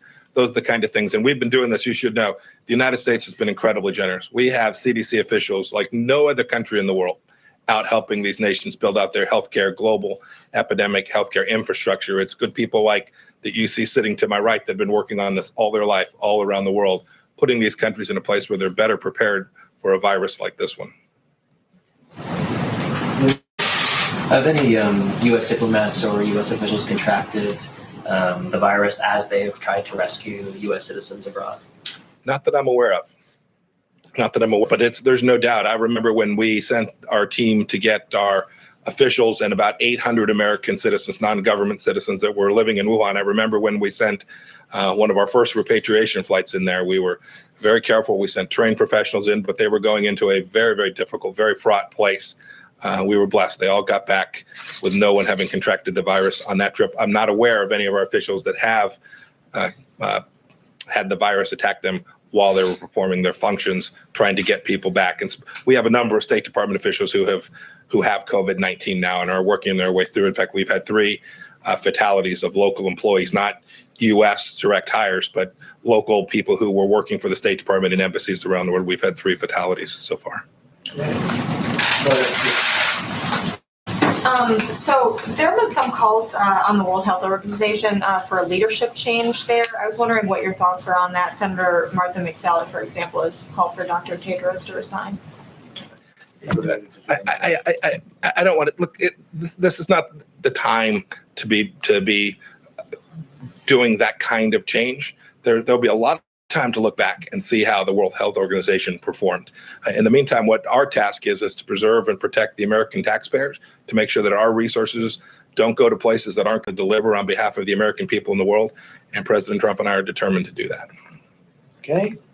Quick follow-up. Let's say that. Can we say that? Just a quick follow-up to the man, China. You said that China has a responsibility to get correct figures. How would you broadly characterize cooperation with China right now? There's lots of places we've been cooperating, right? They're providing us assistance where we need it. There are places on the ground now where we do have access to the data we need, and we're deeply appreciative of that. They've said they want to cooperate. We're completely prepared to cooperate with them. That cooperation means sharing data, being transparent, being upfront, allowing information to flow freely. That's our expectation, not just of China, though, of every country that is in this place today. We have to work our way through this, and to do that, you have to have really good data. Okay. Great. Thank you, Mr. President. Thank you all. Thank you, Mr. Vice President. Appreciate it. Thanks. Okay, thank you very much. Just a few days, we've delivered nearly 11 million N95 masks to hotspots around the country, as you know, including 6.6 million to New York and New Jersey, 1.8 million to Chicago, 1.7 million to Detroit, and 837,000 to New Orleans. I spoke with the governor of Louisiana a little while ago, and they're doing really pretty well, much better than they thought. They'll be using fewer beds. As you know, we built a hospital. We're about set to complete another hospital, and there's even a possibility they won't they won't need it. That's what we discussed. To date, we've shipped out more than 8,000 ventilators, and we have 10,000, almost 10,000 sitting there ready to go should we need them. And an additional 2,200 newly manufactured ventilators come online on Monday. We're going to be sending them to various locations just in case they need them. My administration's working with Philips to double their production of ventilators by May and ultimately quadruple production by later this year, high-quality ventilators.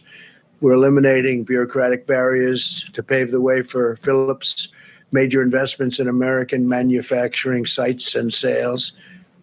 This will help to ensure that our country can permanently produce enough ventilators in the future that we can do them by ourselves. We're going to have a big stockpile when we're finished, and we expect to be sending quite a few to other countries to help them after we're finished. And even now, a couple of countries are really, really in dire need. And it looks like our projections were right on ventilators. And some states that were thinking they would need thousands of more than they thought are now already taken care of, which we're very happy about. In addition, beginning in May, we'll be receiving almost 300 million new face masks. We're going to have masks of about 300 million. They'll be starting to be delivered in May and during the month of June. So we're ordering a big stockpile, and we're thinking about doing an extra 200 million should we need them, or for the stockpile. So we'll be in a position to have something incredible. So that'll be a total of 500 million masks. And today, 750,000 new protective gowns landed in Dallas, Texas, as a result of a partnership led by the federal government, DuPont and FedEx. And that's been a great partnership that's worked very well. So we have 750,000 new protective gowns, and these are at a high level, very high quality. As American industry steps up to help, so are America's doctors and scientists. 10 drugs are now in clinical trials, and my administration is taking unprecedented actions to make new therapies and treatments available without delay. The doctors, the lab technicians, the companies, I spoke to them yesterday, I spoke again today. They are coming up with things that are, I hope, in the very near future are going to be very, very special, very important. Our national stockpile is now equipped with nearly 30 million hydroxychloroquine pills. So we're up to about 30 million. We're distributing by the millions. You read about State Representative Karen Whitsett, who I very much appreciate her going public, but she was, I think, very, very much helped by this pill. She saw what I was saying on television. She thought she was in very bad shape. I don't want to go further than that, but you see her story, you know her story. She's a highly respected state rep from Michigan, and I think she did a great service. What she's done, she's in terrific shape. She looks fantastic, and she was very generous with her statements. In addition, the zithromycin and zinc. They say zinc. You should add zinc. Now, it's all has to be recommended by doctors, physicians, but they say zinc. I want to throw that out there because that's where they seem to be having the best result. So you add the zinc and the zithromycin. And it's been, we've had a lot of good stories, and we have almost 30 million doses. So we've got a lot. I want to thank Prime Minister Modi of India for allowing us to have what we requested. I'm the reason the Postal Service has lost billions of dollars every year for many, many years. I'm the demise. This is the new one. I'm now the demise of the Postal Service. Everybody's always blaming me for everything. Rump swabs, hacks, and moonbats beware. It's Howie Carr. 844-500-4242 as we go through another day here in the national emergency, and we're still trying to raise money. We're going to continue this for a while for hospital assistance. We call our program ER Eats, Emergency Room Eats. You can go to howiecarrshow.com and click on our click on the banner at the top of the homepage and donate whatever you want to ER Eats. And we're going to give grants or give money, checks, send checks to local hospitals that want to get involved in this program. And it's going to provide restaurant meals for the hospital staffs that are there on the front lines here. And if you work for a hospital, you'd like to get involved in the program, the email for ER Eats is info@ereatsusa.com. But if you want to make a contribution, you can just go to howiecarrshow.com and click on the banner. And we thank our some of our faithful sponsors for getting involved in it and contributing to it as well. Yesterday it was Matthews Brothers from Maine, obviously the window manufacturer, the oldest window manufacturer in the U.S. today. It's Dr. Highness from DiStefano Hair Restoration, and we'll have more sponsors announced as we go along. And we raised over $5,000 yesterday, and we're going to turn this around very, very quickly, and get it going here. And we appreciate everybody's involvement in this. 844-500-4242. I think what we're gonna try to do, we're gonna just make it an experiment here a little bit. And when the president starts taking questions, we're just gonna go with that for a while and see how it goes. We'll keep my mic up and Taylor and Grace's, so we can all chime in. And but it just seems like there's just such an interest in this. His sparring with these. I won't dignify them by calling them reporters. They're very proud of themselves, but they're basically just they're hashtag heroes. Third-rate reporter. A third-rate reporter. They're all third-rate reporters there, or not all of them, but a large number are third-rate reporters. But he's still is he still talking, Taylor? He's not taking questions yet.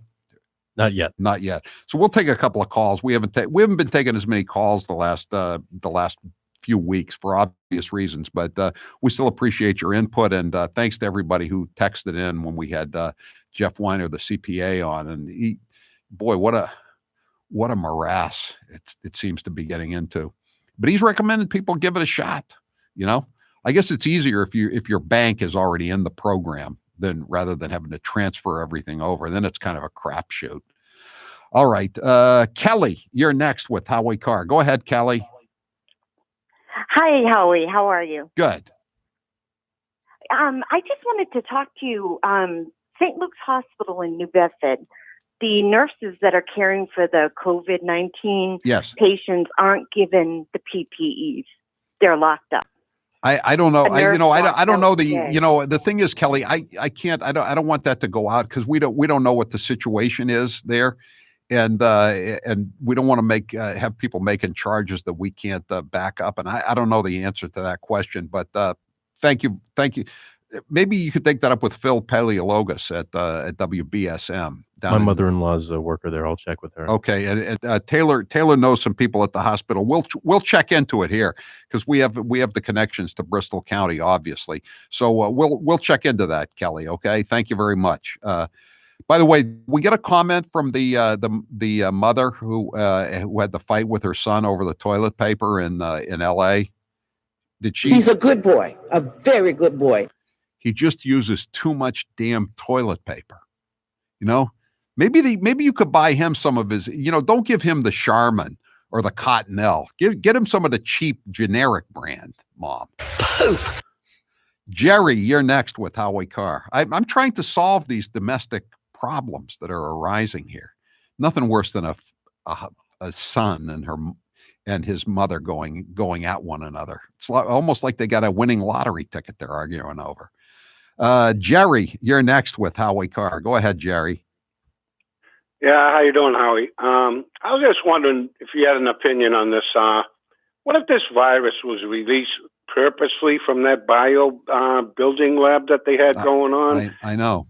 I mean, Jerry, we don't know. I mean, people have said that. There are all kinds of strange stories on the internet about people coming into the country with vials full of this stuff. I have no idea if it's true or not. I tend to doubt that, but Tucker Carlson has made the accusation that it came out of this biolab, that it didn't come out of the wet market. The wet market apparently, where people were buying these strange animals, carcasses to eat, that it was like, I think, 300 yards from the biolab. So, who knows, Jerry? I mean, we can't get the death toll numbers right. So how are we going to know if this was released from the lab? I don't know the answer, and I don't know that anybody has the answer. Thanks for the call, Jerry. There was a story on ABC News. No one's picking it up because nobody gives it any credibility, because it is ABC News after all.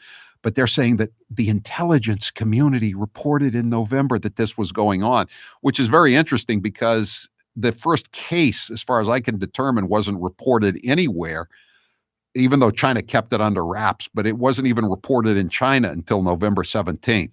So now they're saying that the people who thought there were weapons of mass destruction in Iraq and didn't see the Boston Marathon bombing coming, and didn't see the Benghazi terror attack coming, and didn't see 9/11 coming, they knew that this was going on, and they were briefing the White House, according to 4 sources. Right. Sounds like fake news to me. That's why even the other fake news outlets haven't decided to follow up on the story. Dennis, you're next with Howie Carr. Go ahead, Dennis. Howie, I just got done filling out the application for the SBA and the application with my bank, and I submitted it. And I said, there's no information here substantial enough as a basis for any kind of relief. And how are they going to make this determination? So I called my bank, like Mr. Weiner had suggested, and there is nobody at the bank that knows anything. So, yeah, I mean, I was talking with the mailroom manager who manages my small business, and she said, I don't know that I want to get involved in it because our bank isn't involved in the program. We'd have to switch all the money over, or at least some of the money over, and she just said this. It just seems like such a mess. Questions. I don't want to get into it. Thanks for the. I don't know what the answer is, Dennis. We even though Jeff says you should apply, we've decided not to apply. Okay, go to break. We'll monitor. Okay, the president is starting to take questions. We're gonna monitor it, and when we come back, we'll play any good stuff, or we'll just go straight to the press conference. 844-500-4242. I'm Howie Carr. He's the maestro of micro. I don't know exactly, but I'd like to see the information. Yeah, please. President, a lot of Americans want to see businesses reopen. Yeah, so do I, more than anybody. So what specifically has to happen for you to feel that it's safe to reopen the country, and what is your plan to do that? Well, I think we can say that we have to be on that downside of that slope and heading to a very strong direction that this thing is gone. Now, we could do it in phases. We can go to some areas, which some areas are much less affected than others. But it would be nice to be able to open with a big bang and open up our country, or certainly most of our country. And I think we're going to do that soon. You look at what's happening. I would say we're ahead of schedule. Now, you hate to say it too loudly because all of a sudden things don't happen. But I think we will be sooner rather than later. But we'll be sitting down with the professionals. We'll be sitting down with many different people and making a determination. And those meetings will start taking place fairly soon. So you wouldn't do that until the health experts tell you it's safe to do it? Yeah, I would rely very heavily on them, yeah. Do you think, is there a system for monitoring and testing that you're looking at? Yeah, we're putting in very heavy testing systems. We have the best testing systems. And again, don't forget, when we look at cases, I'm looking at I'm not going to insult anybody. I'm not going to insult any country, but I'm looking at countries that are showing less cases than us. That's testing. We're testing more than anybody. And you saw exponentially more than anybody by far. And our testing's become, I think it'll end up being a big strength. In fact, the other countries that the media talked about are now calling us for what are we doing and how are we doing it so quickly and where are we getting these tests, because our tests are really good now. They've been proven to be very accurate. Yes, please. Thank you, President Trump. 2 quick questions. Yeah, sure. One on infrastructure. Members of your administration and members of Congress have pointed out that the top paid federal employee, it's not the president, it's the head of the Tennessee Valley Authority. and he made $8 million last year. And It's ridiculous. I agree. It's ridiculous. I think it's the highest paid government. Long before I got here, you said Tennessee Valley Authority, right? Has to be the highest paid man in any government. Makes approximately $8 or $9 million. I don't know the gentleman, but he's got a heck of a job. He gets paid a lot of money. He's been there for a long while, hasn't he? This one actually is new. It came in April, but the previous one. That's a separate. Yeah, that's separate. But I'm talking about the. We just have some new people going on the board. I know, but as you know, that's a quasi-public agency, and whoever the head of the agency is, that person makes a lot of money. I can ask my second question, which is an amazing thing, right? And when we want them to do something, they're not there for us. That's not good.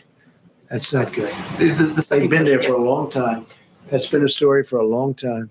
I assume that you would support reducing that salary as part of the infrastructure bill. Yeah, reducing it by a lot. Thank you. And my other question Probably is the greatest job in the history of government, almost. Certainly, if you're into money. Tennessee Valley Authority. That's right. Go ahead. I've been waiting for somebody to ask me about that. It's been bothering me for a long time too. Go ahead. One of the biggest rating hits of the coronavirus, aside from these briefings, has been a show on Netflix called Tiger King. Yeah. And the man who's the star of this is a former zoo owner who's serving a 22-year prison sentence. He's asking you for a pardon, saying he was unfairly convicted. Your son yesterday jokingly said that he was going to advocate for it, and I was wondering if you've seen the show and if you have any thoughts on pardoning Joe Exotic. Which son? It must be Don. I had a feeling it was Don. Is that what he said? I don't know. I know nothing about it. He has 22 years for what? What did he do? He allegedly hired someone to murder an animal rights activist, but he said that he didn't do that, and he was. You think he didn't do it? Are you on his side? Well, are you recommending a pardon? No, I'm not advocating anything. As a reporter, you're not allowed to do that. You'd be criticized by these. Would you recommend a pardon? I'm not weighing in on Tiger I King. don't think you would. I don't think you would. Go ahead. You have a question? I'll take a look. Is that Joe Exotic? That's Joe Exotic. Let me get back to the coronavirus if I can, Mr. President. Yeah. Last week, your top experts were saying that This is Mark in Williston, Vermont. This is Marie in Somerville, Massachusetts. This is Mike from South Attleboro, Mass. And this is the Howie Carr Show. Whether you're working from home or working on your fitness, you want to hear your music, not your roommates or family's music. And Raycon wireless earbuds are the way to go. They're better than the other product, and they're more economical. Get 15% off your Raycon order right now at buyraycon.com/Howie. That's buyraycon.com/Howie. That's BUY, raycon.com/Howie. Taylor, what's the poll question? What are the results thus far? Senators Cruz and Rubio say the mainstream media is gleefully reporting the ongoing pandemic. Do you agree? Absolutely. 98% say yes. Incidentally, Linda Tripp has died. She was the one who recorded Monica Lewinsky talking about her affair with the then president, Bill Clinton. And that was the beginning of the impeachment, the whole Lewinsky saga of the late 1990s. She died at the age of 70, and she was diagnosed with pancreatic cancer less than a week ago. Don't you always, when you see people dying now, don't you always think to yourself, what was this coronavirus? John Prine, the songwriter, he was kind of an acquired taste. He died at 73. That was coronavirus. A couple of athletes have died recently. Al Kaline, the great outfielder for the Detroit Tigers, he had died at age 85. No word on that. Bobby Mitchell, great running back for the Cleveland Browns and wide receiver for the Washington Redskins. He broke the color barrier for the Washington Redskins. He died at age 84. A lot of people in that age group have been perishing, but we don't know in many cases what they died of. The president actually is taking some real questions here today. He was asked about the story that broke today about the head of the Tennessee Valley Authority. That's this big quasi-public agency. They built all the dams in the Appalachian region. Guy makes $8 million a year. $8 million a year. The reporter said, "What do you think of that?" And he said, "Ridiculous." And he said, "Do you favor reducing his salary?" And he said, "I favor reducing it by a lot." And then he was asked a question that Grace's ears perked up at. He was asked about whether or not he was thinking of pardoning Joe Exotic from the Tiger King program on Netflix. Grace, what were your thoughts on that? She's coming up, but I've also seen the documentary. It's a great documentary. My wife thinks Joe Exotic should be pardoned. I'm on the fence about it. He allegedly hired somebody to murder an animal rights activist that was giving him trouble. And I know, and as it's the alleged. reporter explained to the president, and the president said, what's your feeling? Should I give him a pardon? And the guy was backing off because I don't know. Usually you don't get convicted if you didn't do something. Hey, Howie, I brought up the Tiger King last week and you scoffed and you mocked me and you said, I don't really know anything about that. And look at now, President Trump's getting questions about the Tiger King documentary. Well, nor did the president, in my defense, Grace. The president didn't know anything about it either, did he? But it's I don't know. It's funny, and they were asking. So I mean, they're gonna get a lot more downloads tonight on it. I would assume after this. Coronavirus back. Peter sends a lot of memos. I didn't see the memo.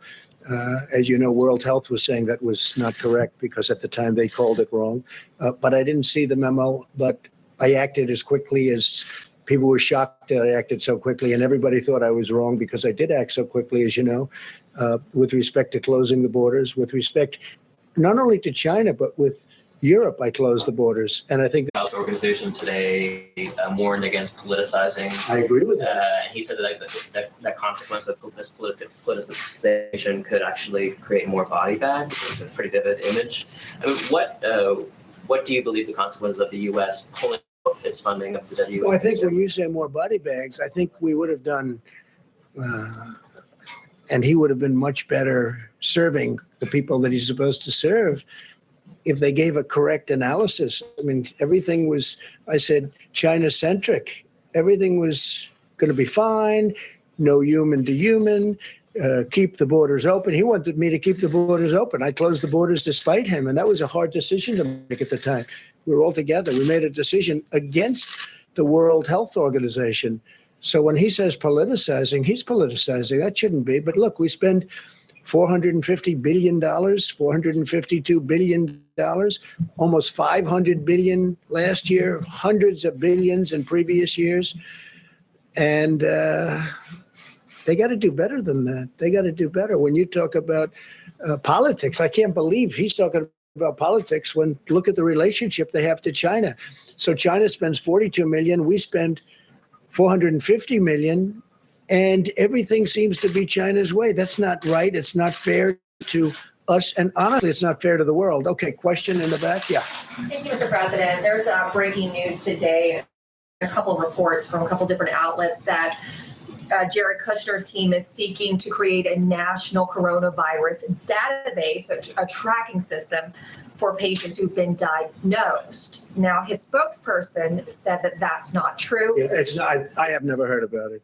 Doesn't sound like a bad idea, actually, but I have not heard about that. Be okay with it if it I don't know if I'd be okay. I have to see it, but it sounds very scientific, and it sounds like it could be good based on tracking, but it also has to do with rights and lots of different constitutional questions.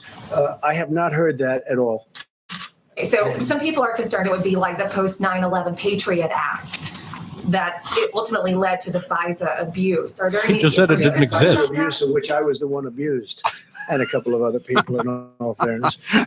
No, I don't know anything about it. I haven't heard it. I mean, I'll speak to them. I don't think so. They would have told me. I would have known about it. He mentioned the civil rights issues. How about HIPAA? The Nevada delegation is unhappy because smaller casinos and businesses that make profit in Nevada from gaming in Nevada found out they're not eligible for the CARES Act PPP money.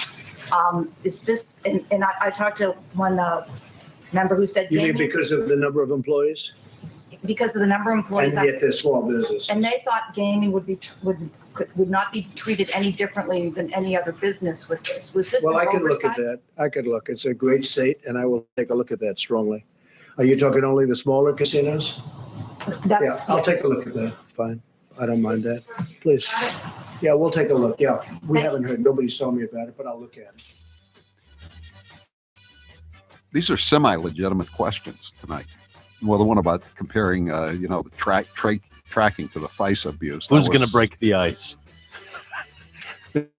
Somebody's warming up in the bullpen. We'll be right back. I'm Howie Carr. To stop social distancing? Well, when you say they don't listen, I think they're going to listen. They want to go back. Everybody wants. They're going stir crazy. They've been in those houses and those apartments, and they're built. I mean, they've done a great job. Again, when you look, the question was just asked about how are we doing compared to projections. Those were just original projections. The big projection being 2.2 million people would die if we did nothing. That was another decision we made. Close it up. That was a big decision that we made. Two very smart people walked into my office and they said, listen, these are your alternatives. And that was a projection of, I guess, 1.5 to 2.2 million people would die if we didn't close it up. It's a lot of people. So if we do a number that's tremendously smaller than that, now if we did close it up, the numbers got to 100 to 220 million people. So if we can stay substantially under the 100, which was the original projection, I think we all did a very good job, even though it's a lot of people. Say it. We'll be on track for that by May 1st. Well, right now, we're doing well in terms of the numbers. I can't tell you in terms of the date. We don't want to go down, and then we can going up if we're not careful. So we have to be careful.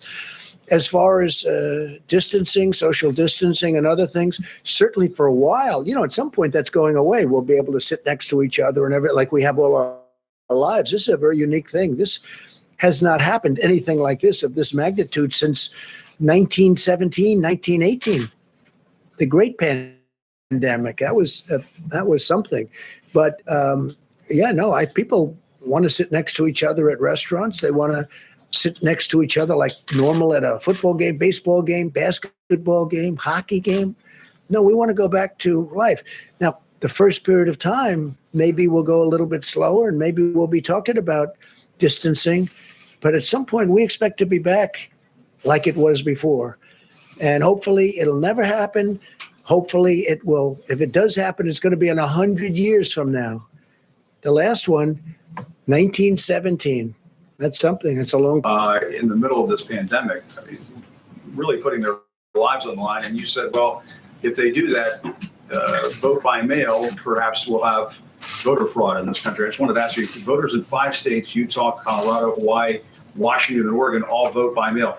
Can you or the White House staff or your campaign provide any evidence to back up your claim that mail-in voting is rife with fraud, like the example you gave of people working in rooms filling out false ballots? You've been talking about what happened since the beginning of this administration. Very fair. And where's the evidence of it? I think there's a lot of evidence, but we'll provide you with some, okay? And there's evidence that's being compiled, just like it's being compiled in the state of California, where they settled with Judicial Watch saying that 1 million people should not have been voting. And you saw that? Wait, excuse me. Well, I'm just telling you. I'm telling you, in California, mentioned is a state that happens to be won by the Democrats.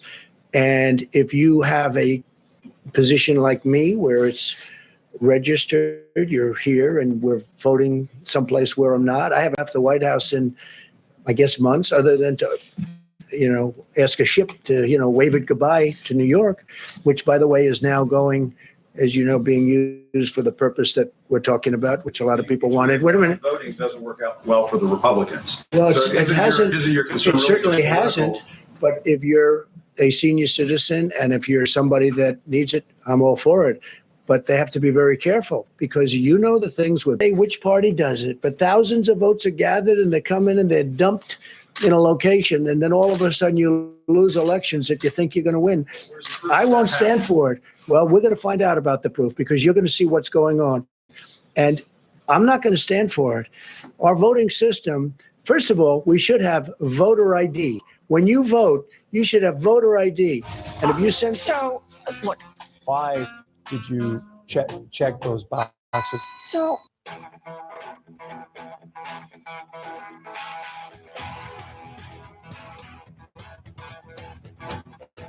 Live from the Matthews Brothers Studios, One of the biggest rating hits of the coronavirus, aside from these briefings, has been a show on Netflix called Tiger King. Yeah. And the man who's the star of this is a former zoo owner who's serving a 22-year prison sentence. He's asking you for a pardon, saying he was unfairly convicted. Your son yesterday jokingly said that he was going to advocate for it, and I was wondering if you've seen the show and if you have any thoughts on pardoning Joe Exotic. Which son? It must be Don. I had a feeling it was Don. Is that what he said? I don't know. I know nothing about it. He has 22 years for what? What did he do? He allegedly hired someone to murder an animal rights activist, but he said that he didn't do that, and he was. Do you think he didn't do it? Are you on his side? Well, Are you recommending a pardon? No, I'm not advocating anything. As a reporter, you're not allowed to do that. You'd be criticized by these. Would you recommend a pardon? I'm not weighing in on Tiger I don't King. think you would. I don't think you would. Go ahead. You have a question? I'll take a look. Is that Joe Exotic? That's Joe Exotic. I think he knows what Joe Exotic looks like. His picture's been in the New York Post enough, and I think the president sees that every morning. That's one of the papers he reads. 844-500-4242 774 says that was a stupid question. I don't know. It was kind of good for a change of pace, you know.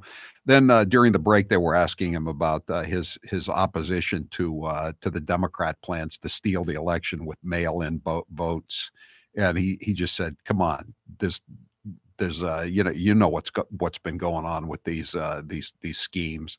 Where's your proof?"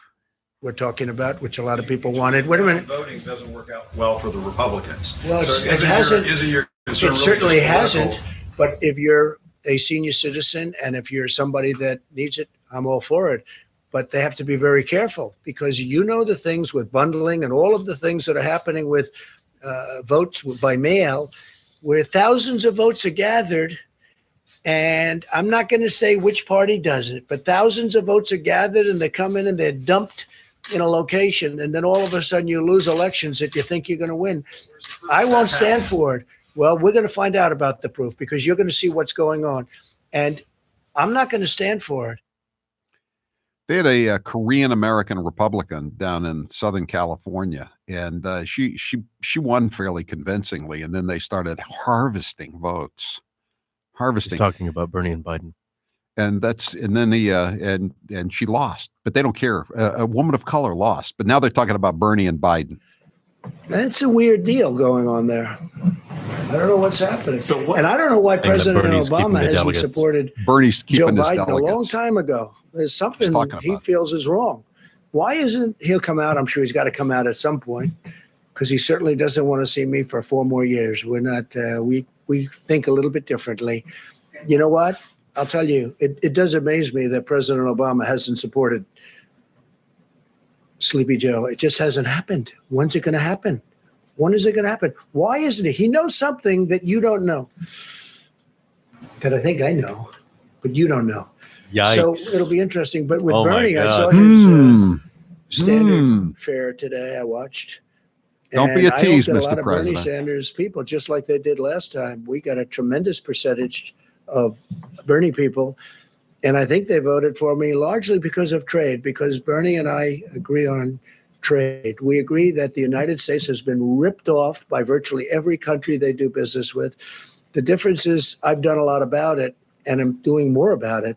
And we've made incredible trade deals, including USMCA, the deal with China, and then all of a sudden that gets disturbed by this virus situation. But China has to spend almost $250 billion on purchasing our products, $40 to $50 billion with our farmers.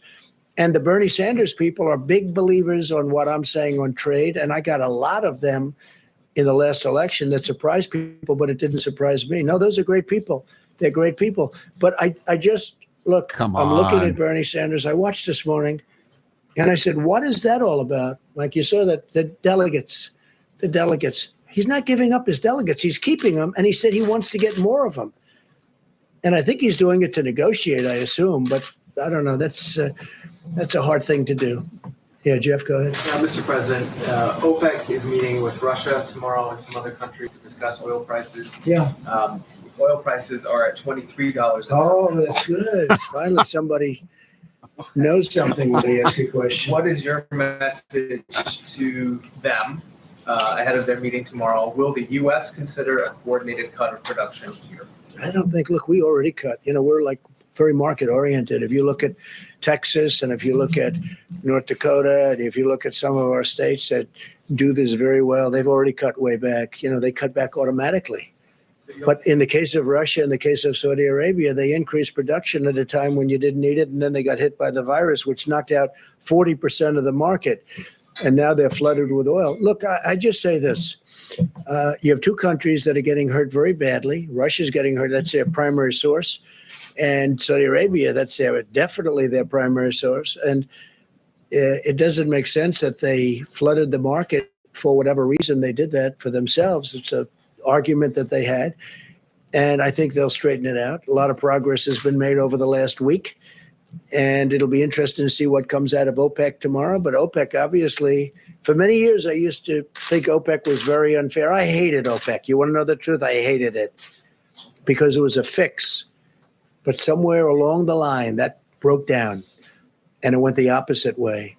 And we have a tremendously powerful energy industry in this country now, number one in the world. And I don't want those jobs being lost. Okay. What will you do? Just one follow-up to that. So what will you do if they don't end up cutting? We'll see. I have a lot of options. Got a lot of good options, Jeff. Beauties. I might like it even more. Now you'll watch. Let's see what happens. Hopefully they can make a deal. Let's go. Thank you, Mr. President. Clearly, Americans are getting very anxious to go back to work. Something optimistic. Including me. Still very vague. Now that the IMHE model specifically has been adjusted down to 61,000, when are we going to open back up? Can you give us a better date? Is it going to be April 30th, May 1st? You said adjusted back down 61,000. What was adjusted back down? The IMHE model, the one that originally predicted like between 100 and 200,000. That's still a big number, right? 61, right? That's a big number. Go ahead. But can you give us a more specific date? Will it be April 30th, May 1st? I had a date and I thought it was a very aspirational date. It's turning out to be very interesting because a lot of good things are happening by Easter. But I had a very aspirational date. I didn't think we could make it. I didn't say we would do it by Easter, but I said, boy, wouldn't that be great to shoot for Easter? That would be a great day, beautiful day, very important day to a lot of people like me and like some of you in the room, maybe all of you in the room, frankly. But right. Easter is a very important day. So I had aspirationally, I said, let's see if we can do it at Easter. But I said it would be very tough. And I was criticized for that. So I don't like giving dates. And that wasn't a date. That was just an aspiration. That would have been incredible. But I don't think we're going to be very far behind. And some of these models are looking like Easter is going to be a very important date anyway because of the curve. I mean, it's hitting the top and it's starting to come down. And one person said Easter is looking like a good time. So a good time for that, for heading down. So we'll see what happens. Look, there's no reason to do that. We have a lot of good things happening. When I spoke to the governor of Louisiana today, he said, Tony, they need far less beds than they need. I said, well, good, because we're building 1,000-room additional. We built them 1,000 beds, and now we're building another 1,000. And I said, listen, is there a way that we don't build? I don't want to build them if they don't need them. In New York, the Javits isn't too heavily used. It's ready to go. 2,900 beds. Plus, we now have the ship set for COVID if they want to use it, and we're using it for Governor Murphy in New Jersey. So we'll see what happens. But, the numbers are coming way down. The ventilators, we're all set. We have a lot to go if we want, but I'm not getting calls where they need ventilators anymore. So we were right on those ventilators. I'd love to have additional ventilators for some of the countries that are our allies and our friends. And even if they're not our allies and our friends, you're saving human lives. But I'd love to see if we had some. I mean, we're making a lot of ventilators right now. We have and they take a while to make, and they're very expensive, and they're very complex to make. But I'd love to be able to help other countries once we're taken care of. But I just sent 100 ventilators to Colorado, and that was great. The senator there, who's a terrific senator, Cory Gardner. And he called me last night. He said, up for re-election. You get 100 ventilators for Colorado, and we just sent them out. and they'll be there very shortly. So, but it looks like we're in great shape from the bed standpoint. It looks like we're in great shape from the ventilator standpoint. And you just heard I ordered 500 million masks, 595s and others, and surgical. But we ordered 500 million masks, 300 and 200, and they're going to be here very shortly. So we're really in great shape. And we started off with an empty cupboard. So I'm going to leave the vice president and his group to handle it, and I will see you probably tomorrow. Okay? Thank you. Well, I would vote for the FISA abuse question as the worst question of the day. How about you, Taylor? Would you say, did you like the Joe Exotic question? Yeah, I liked it, but it wasn't really the time to bring it up. That's not a question for matters so important as the coronavirus response. It had no relevancy. Grace, what would you vote for as the worst question of the day? She's way back in the back. She's coming up. Okay, hold on. She's coming up. She's not voting for Joe Exotic as the worst question of the day. That was her favorite question of the day. I don't know. I'll have to think about it. I like the Joe Exotic question because I think we could all use a little bit of, oh, okay. It was fun. It's nice to see people get along, even if it's for 40 seconds. Right. But I'll think of my dumbest question and I'll get back to you in the next segment. Okay. The dumbest question could be, do you have any proof of mail voter fraud? Yes. You know what? That Hit is the nail on the right. head. That really, yeah. I know. I didn't know we needed to present proof. Right. It's kind of self-explanatory. Those missing 5 or 7 Republican seats in California, the voter harvesting. Actually, they had a Republican problem in North Carolina. That's why they had to have that special election last year. Yeah, and it goes both ways, but it's 'I'd say 99% Democrat. 844-500-4242. We come back. We may take some calls, and I may have Grace point out some of. She pulled a bunch of Biden cuts for me. She's going to send them to me later tonight, but I'll have her pull some of the best ones from today because we haven't had a chance to get to all of our Biden cuts. 844-500-4242. I'm Howie Carr. Give it here, chumps. More Howie Carr after this. This hour of the Howie Carr Show is brought to you today in part by J.T. Kelly, real estate broker of Keller Williams, serving Greater Boston. For real estate support during the coronavirus uncertainty, call J.T. Kelly at 1-800-364-9200. 1-800-364-9200. Fear is in the air, and fear is not going to help us. Fear releases chemicals in our body that can make us chemically imbalanced. So instead of fear, let's gear up. Shields up. Our immune system is our shields. So let's build the immune system. A little exercise, eating right, and some targeted... Taylor. Yes.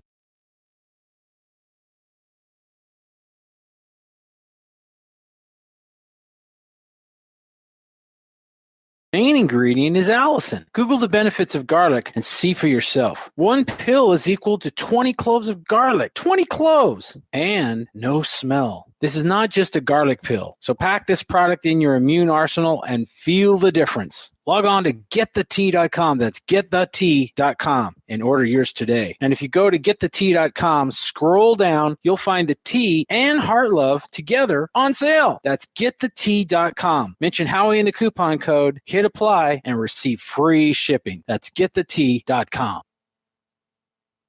President Trump's life has changed a lot in the last couple of years, but one thing that remains consistent is love for a good nickname. What happened to Mini Mike? Where is he? Mini Mike, I've had him up to here. Sleepy Joe has no idea what he's even talking. He doesn't even know what he's talking about. Sleepy Joe, get off the stage, please. I don't think the guy's got a chance. Sleepy Joe, I don't think he's got it. I don't know. I think Sleepy Joe may be able to limp across the finish line. Crying Chuck. I don't want to say Crazy Nancy because if I say that, you're going to say it's a copy of Crazy Bernie, and that's no good. Who that judge? Alfred E. Newman. I thought Pocahontas was gone, left in embers. I should have saved the Pocahontas thing for another year. Did you ever hear Pocahontas? It's Pocahontas, Elizabeth Warren, little pencil neck Adam Schiff. Got the smallest, thinnest neck I've ever seen. But Nancy Pelosi, I call her Nervous Nancy. Crooked Hillary Clinton. Bill Clinton said to Crooked Hillary. Crooked Hillary, do you think he calls her Crooked Hillary? If you're in or near the financial red zone, that's 2 to 5 years from retirement. Do you know how your nest egg would fare if the market had a major correction? Does your plan have too much risk? Are you being too conservative? It's time to stress test your retirement plan. Call Kevin Frisbee at Frisbee & Associates and ask for your retirement plan stress test. It's a $500 value and it's yours at no cost. 800-989-9100. Find out where your plan is today. Maybe it's time to lock in those gains, reduce your risk, and make sure your portfolio has the diversification needed to weather the inevitable bear market. Kevin can help take the worry out of living in retirement. Call now for your no-cost or obligation retirement stress test, a $500 value.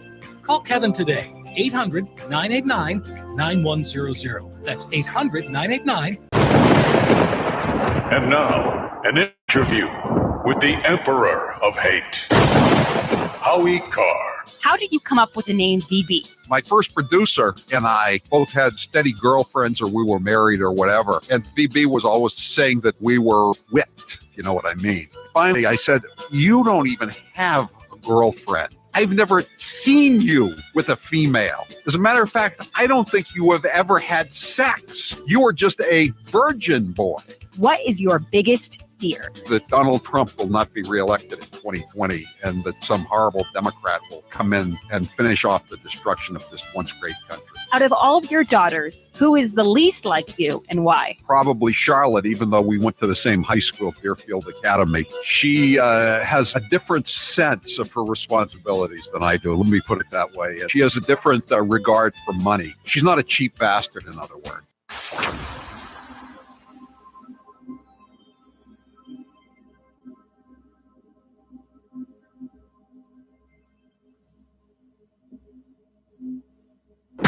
This is Jeff in Woodstock, Connecticut. This is Laura Benner in South Burlington, Vermont. This is Jimmy Mack in Falmouth, Massachusetts, and this is The Howie Carr Show.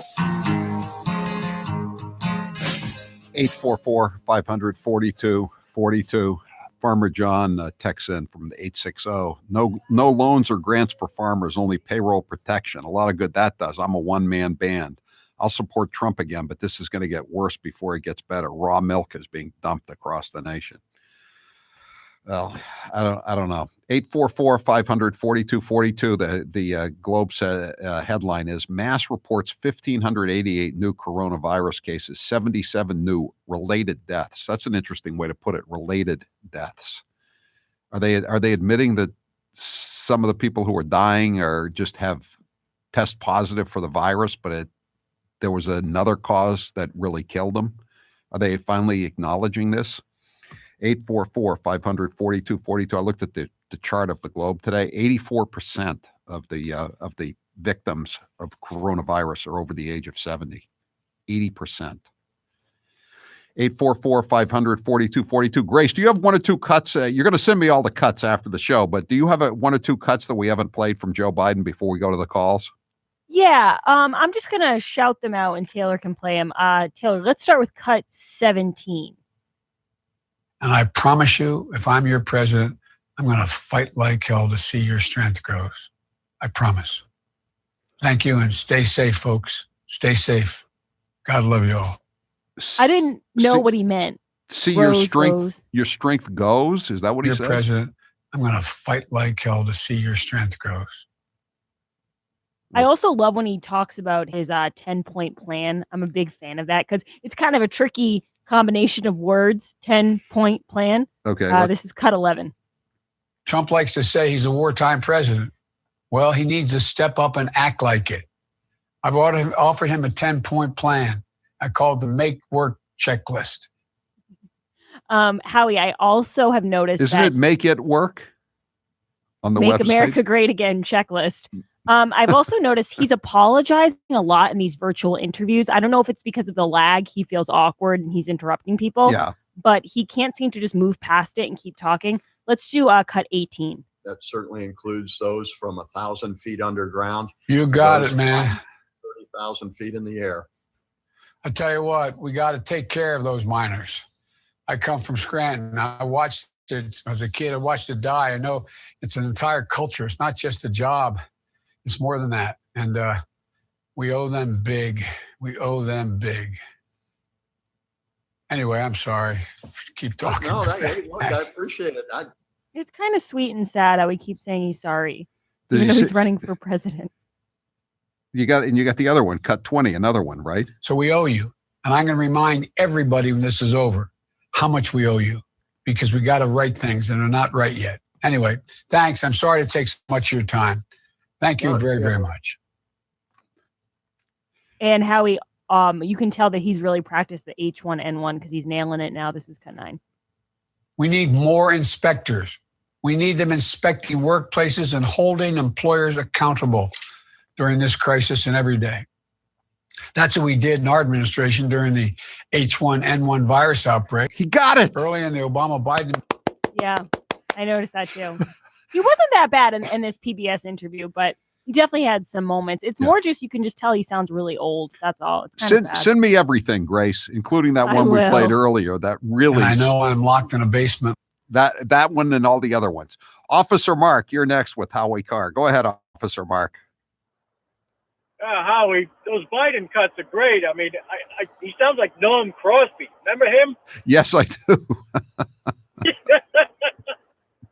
He's just stumbling in. I mean, hey, I did have a comment about the media and the corona deaths. This reminds me of back during the Iraq War when they were breathlessly reporting troop deaths every 15 minutes. You know, it's like they just can't get enough of it. They're ghouls. Right. You know. Have you noticed that phrase from the Iraq War has come back as they report the death tolls on coronavirus? You know what the phrase is? Grim milestone. Right, exactly. But this time there's no wedding parties to bomb, so I don't know what we're gonna do. But I did want to comment on just the way they are just immersing themselves in the bad news. I mean, No, they relish it. And someone had the audacity today to write a column in a Florida newspaper criticizing Rubio for pointing out the obvious, that they are relishing it, wallowing in it. We'll be back tomorrow. I'm Howie Carr. The 2020 elections have the potential to shape the next decade.